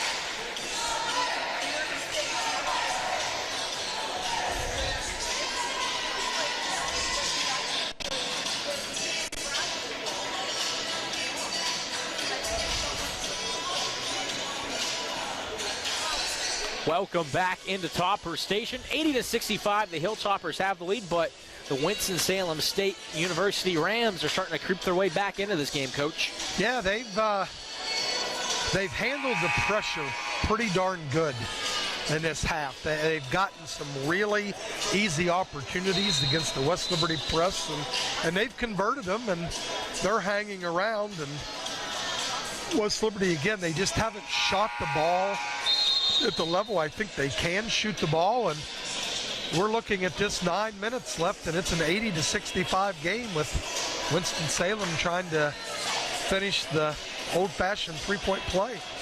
The Rams so far here in the second half have scored 30 points to West Liberty's 28, but more importantly 13-21 from the field for just a tick under 62%.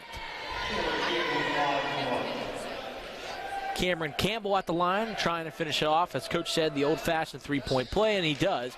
So now it's a 14-point game with 9:10 remaining in regulation. McKinney now. To Ben Sarson on the just outside the elbow. He takes a step out to Rasil. 14 on the shot clock. Sarson has it spinning, can't get it to go. Doesn't hit the rim, so shot clock does not reset, and eventually the Rams are able to take it. Parker trying to go down the court. And now Campbell takes the loose ball, goes up. Marlon Moore blocks it away. Rasil trying to go. The Hilltoppers have numbers to McKinney. Up, under, gets it to fall. Good execution on the 3-on-2 break. Started with the bounce pass. Ooh. As Coach oohs about as a foul is going to be called here against the Hilltoppers, and it's going to go against Marlon Moore, and he's trying to force a steal, but picks up the foul. And it's all about how they're going to call the game, and it can benefit a team according to style. If they're not going to call the little things, West Liberty's obviously going to benefit. If they're calling it tight, it's not going to be good for West Liberty with their style of play. Pass gets in to Campbell, fires the home run pass down the other end to Cook. Cook has it, gets it up to Teal. Offensive foul. Bryce Butler, I think that's his patented thing here for the Hilltoppers, is taking a charge. He takes one this time, the offensive foul, and the Hilltoppers will take over possession. Yeah, we just talked that Swiss Army knife, jack of all trades, whatever you want to call that type of player, but Bryce Butler just does a little bit of everything, including, as you said, taking charges. I think that's an art, too, I would say, as a shot clock did not roll originally, but I think taking a charge is an art. I think that's something that you can do well. You're just going to get calls. And just remember last March, seemed like Butler in any big moment, he was down on his back because he took the charge. Yeah, and I think it is art, and it's a little bit different of an art now because of the restraining the circle. McKinney, once the foul doesn't get it, it's going to be a turnover. Going the other way, Campbell has it, fires it back out to Cook. To Teal. To Hicken, now over to Campbell, driving again, goes up, gets the layup to fall. The lead inching closer. It seems Isaac, like how many turnovers is West Liberty up to? They are at 8 turnovers so far in this game. 5 this half. Bryce Butler on the right wing, hands it off. Rasil, deep three, off the mark. Rebound by Teal. Pressure there, dumping it over, finds Cameron Campbell. Cook, three, off the mark. Tip right inside. Reed can't get it to fall. Rebound by Marlon Moore. Great effort by Reed, though. 3-on-1, and still we got a shot off. Butler thinks about the three, doesn't take it. Spins inside, goes up. King it to go. Gets his own offensive rebound. Fouled this time, and Bryce Butler will head to the line. He'll be shooting 2. And there's that rim down there again, Isaac, because that layup looked good at the other end. And we're happy it wasn't good, because it seemed like that was a good, put himself in good position there if they were able to get that one to fall.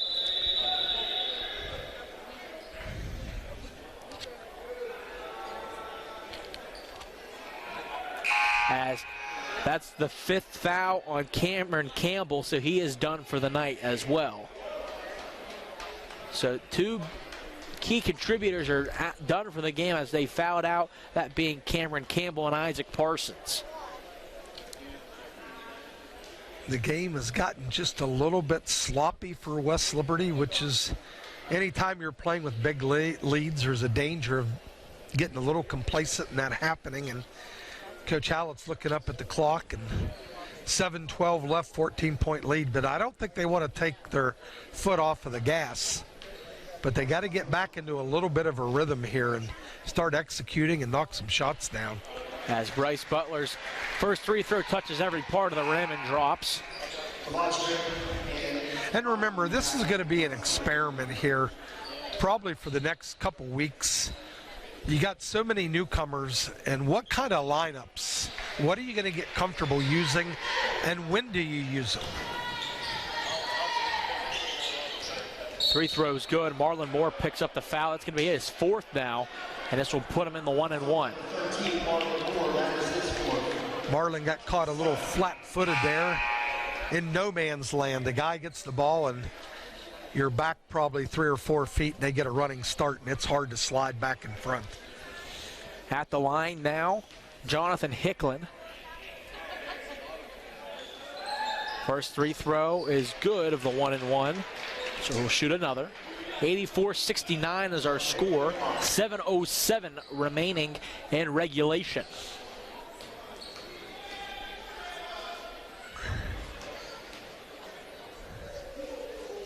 As Hicklin fires again, this one is good. So 14-point lead for the Hilltoppers. Getting towards the grimy parts of the end of regulation. Sarson into the corner to Kovacevic. Trying to get past his man, eventually kicks over to Bryce Butler. Back to Kovacevic. 13 on the shot clock. Kovacevic driving, spinning, goes up, gets it stripped away. Reed gets the steal. Down the floor is Teal, dumps it off underneath. Offensive foul, just as scripted. Bryce Butler with the charge. Yeah, they needed that. If they convert a layup, that will be the closest they've been in a long, long time. And the one thing with the officiating this game, they've been pretty consistent about letting a defender get physical on post moves. As Christian Montague sends it over to Pat Robinson. Robinson looking to make something out of nothing. Off the window, no good. Rebound by Wilkins, going the other direction now. Here's Cook. Hilltoppers did a good job of getting back. Handoff. Hicklin goes up. He's going to be fouled and counted as well.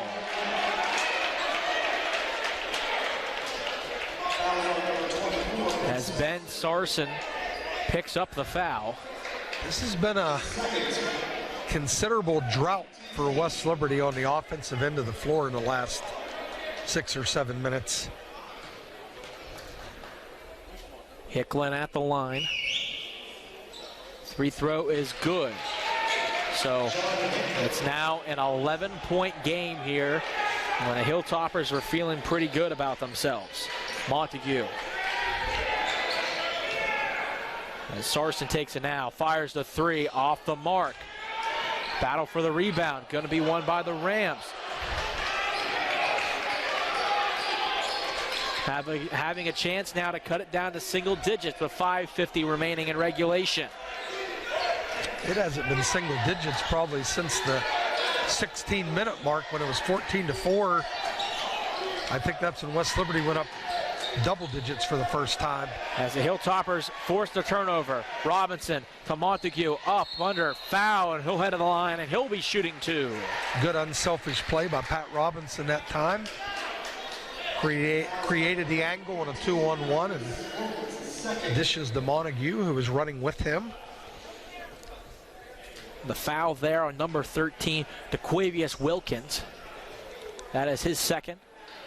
And West Liberty already in the double bonus. As Montague makes his first, Marlon Moore back in the game. Again, has 4 fouls.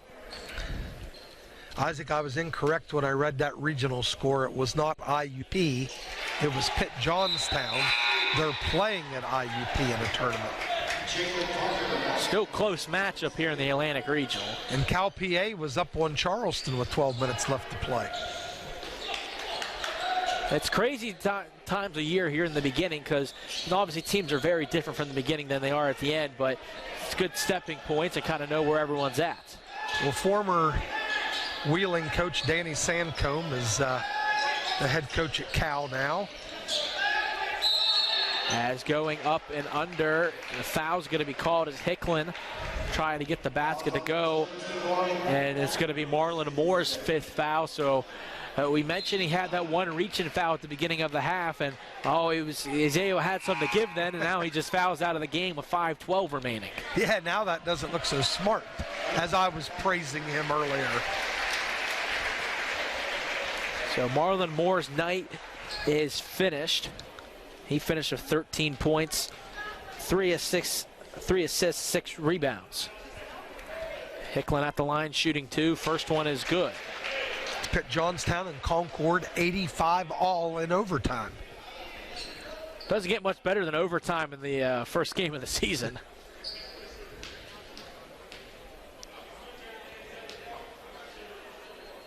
Hicklin's second is good. Hicklin now with 19 points on the evening. Pat Robinson has it. 11-point lead for the Hilltoppers. 5:05 remaining in regulation. Montague on the right side of the floor with Parker on him. Robinson, top of the key, threatens the three, doesn't take it. Gets around his man, speed, and he's going to be fouled.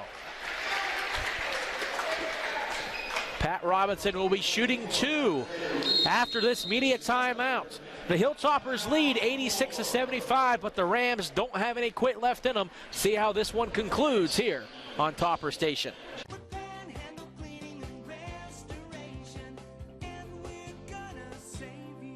If your home or business has been damaged by fire, call the Single Source Provider. From board up to move back in, we provide content and structural services, and we guarantee no smoke smell. Panhandle Cleaning and Restoration, the team the Mountaineers call. BSB tip of the day. Your bank should have a good rewards program. Casasa Tunes gives you rewards for iTunes, Google Play, and Amazon, depending on how you use your checking account. That's Casasa Tunes at Belmont Savings Bank.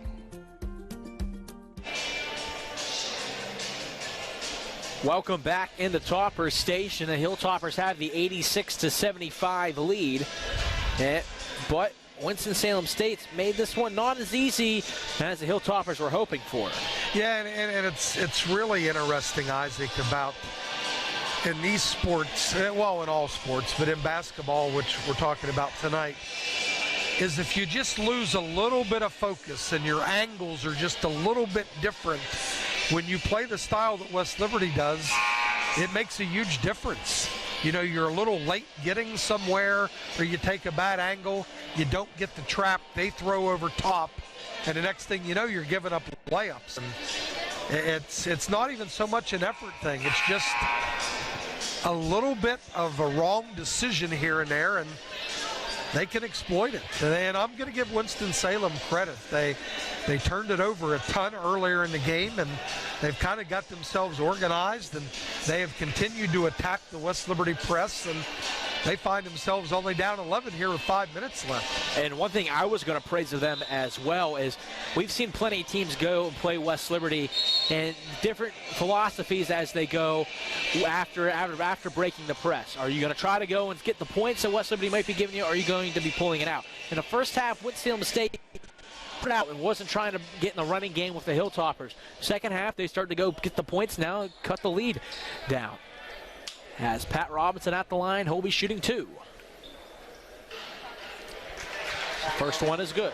Yeah, I think West Liberty prefers the teams that don't attack the press, and then you can just keep pressing.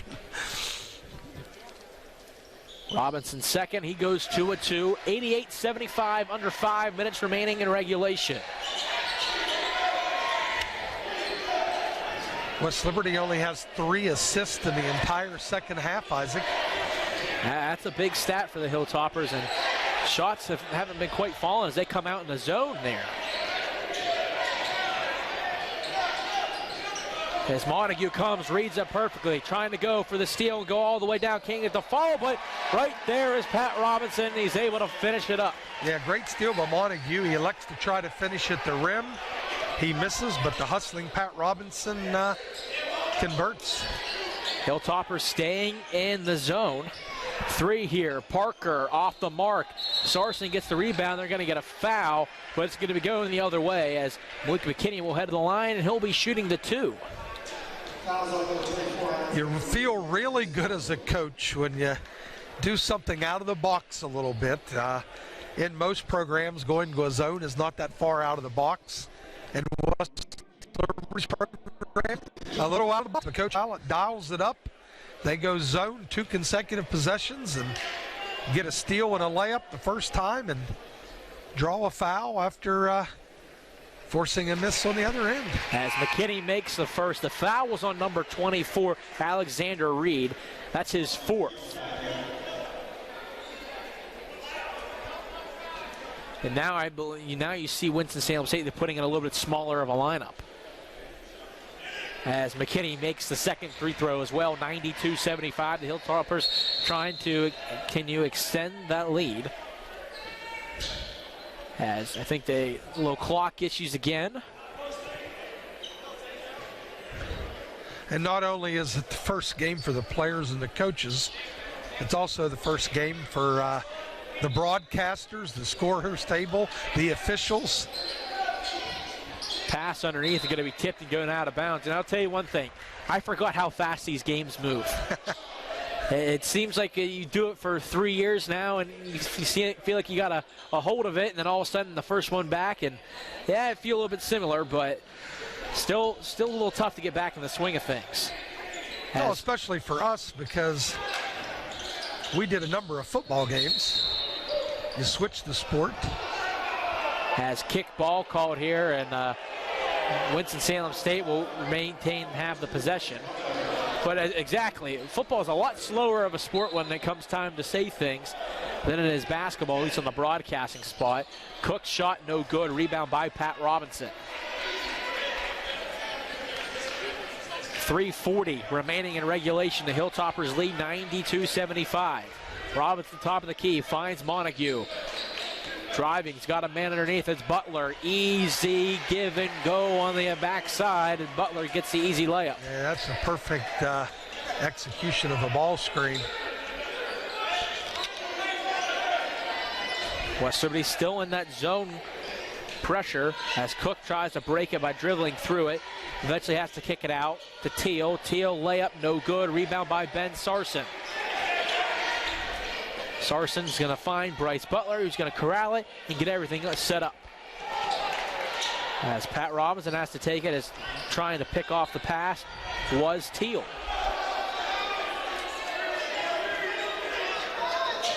Robinson gets a switch, driving, Euros, kicks in the corner, Sarson 3, bullseye.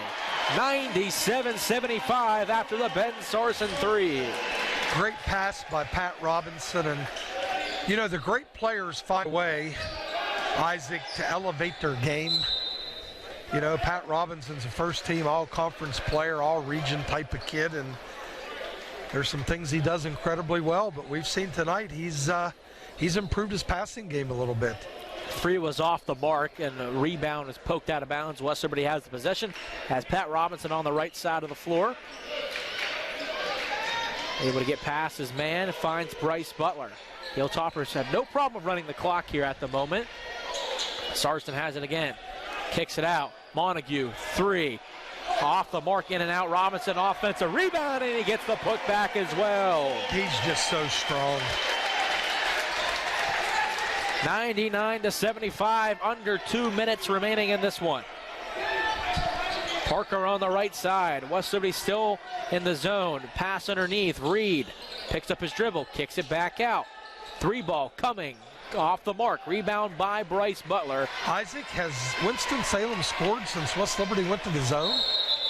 I don't believe they have. I think it was 86-75, right, when they went to the zone? I believe you're correct. According to our stats here, scoreless in the last 3 minutes and 32 seconds. West Liberty calls the rolling timeout. Gets some new faces into the game. Of course, the crowd, they want that one additional point to hit the century mark. I want it too. And yeah, you know, well, it's, I bet you want it too as well. It's a standard here. West Liberty, one of the only teams, I think they were the only team last year to average over 100 points a game.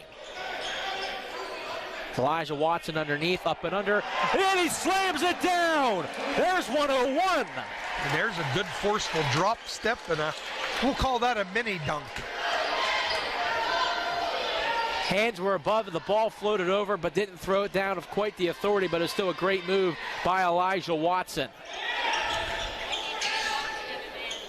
Teal driving off the window, no good. Put back right there was Cook. Denbo slips down, get a second to clean off the perspiration. That was a pretty spectacular putback there. Less than a minute remaining in this one. Zach Rousseau on the right side, hands it off. Luke Powell from 3, off the mark, no good. Rebound by Parker. Luke Powell can shoot the basketball. Luke Powell, the Barnesville native, as the 3 is up and good for Cook.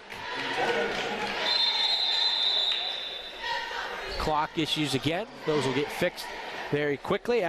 Since we have the time here, I think we're still going to stick with our original for the Belmont Savings Bank play of the game. The Marlon Moore behind the back pass to Ben Sarson underneath. Doesn't get much better than that here in the opener. No, that's classic old school basketball, so I concur. Good decision. Hilltoppers here, one of their last possessions. Rousseau to Luke Powell. Back to Rousseau. He'll fire the triple. Cha-ching. 104-80. Zach Rousseau. He can be a valuable weapon this year. Driving pass underneath to Reed. Reverse layup up and good. 20 seconds remain. The Hilltoppers do not have to shoot the basketball. Get it across half court. And that will do it. Coach, you only get one chance to start out 1-0, and the Hilltoppers have done it. As they're going to get the win, 104-82. Yeah, it was a good performance. But they had the one little bad spell there in the second half. Winston-Salem closed it to 10 or 11, but West Liberty blew it right back out to 24, and they get an easy win. As we see the beautiful lights display here at the Academic Sports and Recreation Center. Coach, just give me some of your final thoughts on tonight's game. Well, we got to see some of the newcomers and how they're going to blend in, and we got to see a variety of lineups. I think West Liberty played hard. I think they passed the ball well, so I'm going to give them a good B+ in this game. I thought it was a pretty good season opening performance. But it doesn't get much easier for the Hilltoppers as they're going to take on East Stroudsburg tomorrow. Oh, that's East Stroudsburg's a very good program that has regional aspirations this year. I think they're the type of team that can compete for a playoff bid. So that's going to be a great basketball game tomorrow. And that will do it for us here tonight. I want to say thank you, everyone, here on our Topper Station crew. Say thank you to Teresa Gretchen doing our directing here this evening. I want to say thank you to you, Coach, here for being alongside me. And for Isaac Bates, you're saying thank you again in the final score for the final time. 104-82, the Toppers win in the opener here on Topper Station.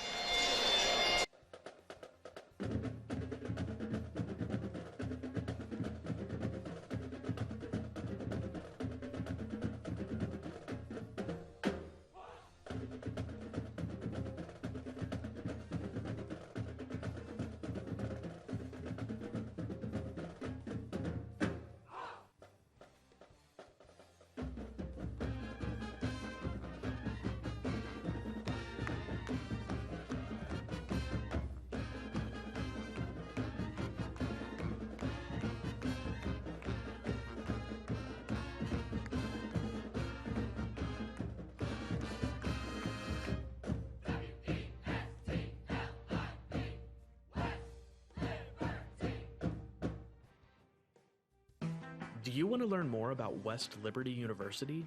Then register for one of our Black and Gold Days. You'll learn about the admissions process, financial aid, and housing, plus get details about your intended major.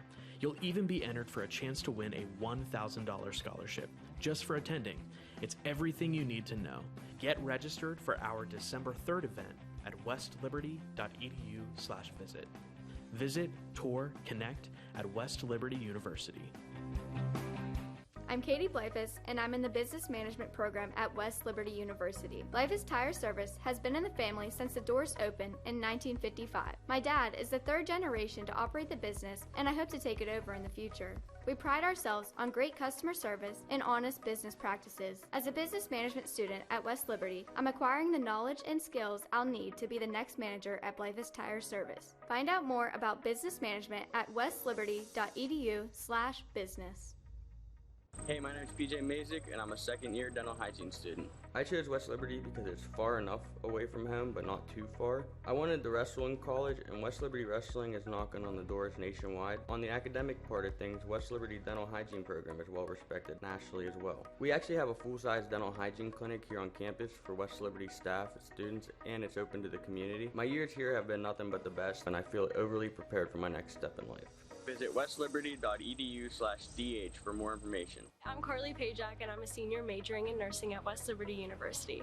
I've always had an interest in medicine, but I chose to major in nursing because I love to help others and positively impact people's lives every day.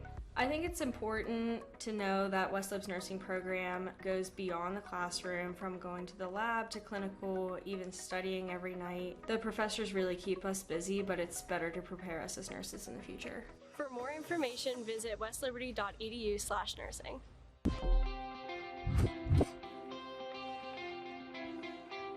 Hey, I'm Troy. I'm a junior here at West Liberty in the Art Education program, and I'm going to take you a walk through my day.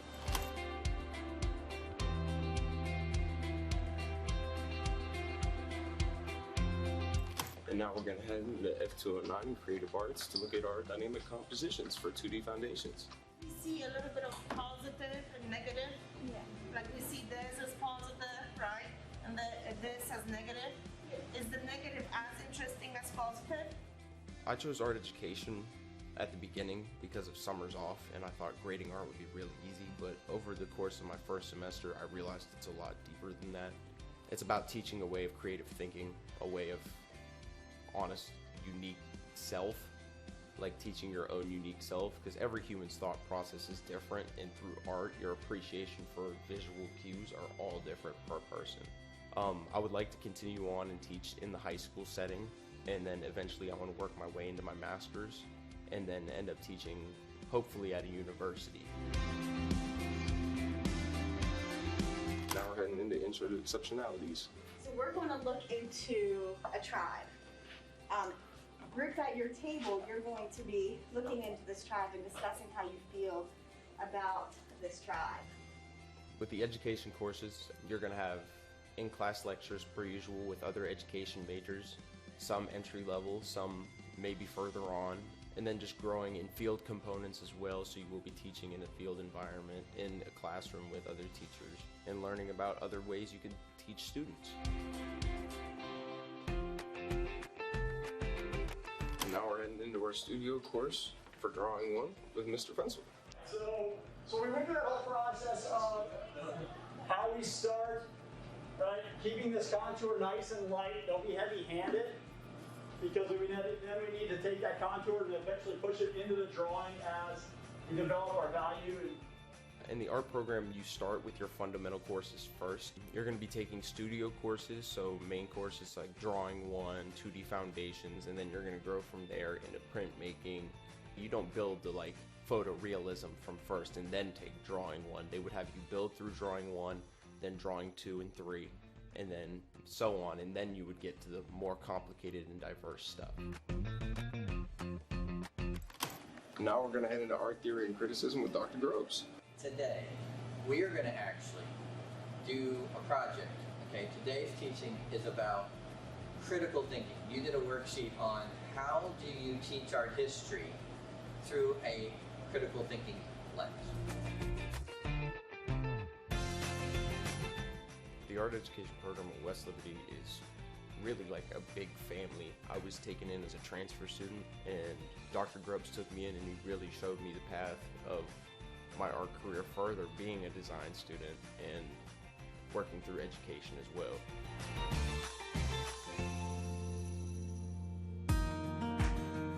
Right now, I'm pulling out my materials for my solo art exhibition.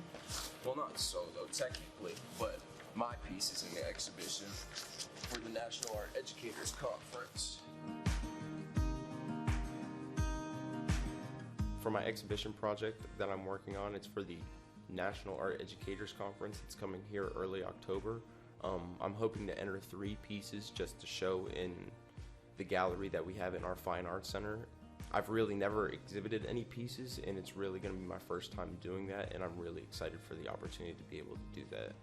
For my other independent work, I like to do a lot of creative design on Adobe products such as like InDesign, Photoshop. I like to do a lot of apparel work. I still have a huge passion for fashion design and merchandising. It was my original major that I fell in love with, but for unforeseen circumstances I had to transfer, and honestly I think it was for the best because I could still continue that passion alongside my degree with art education.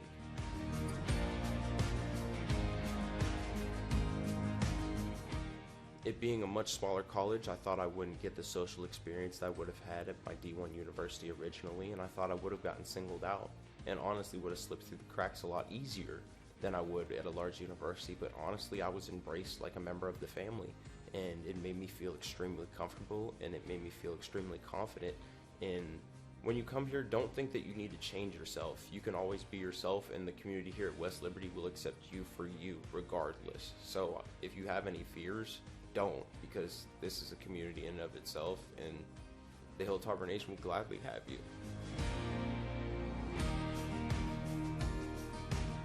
All right, thanks for following me through my day. If you need more information, check us out on our website.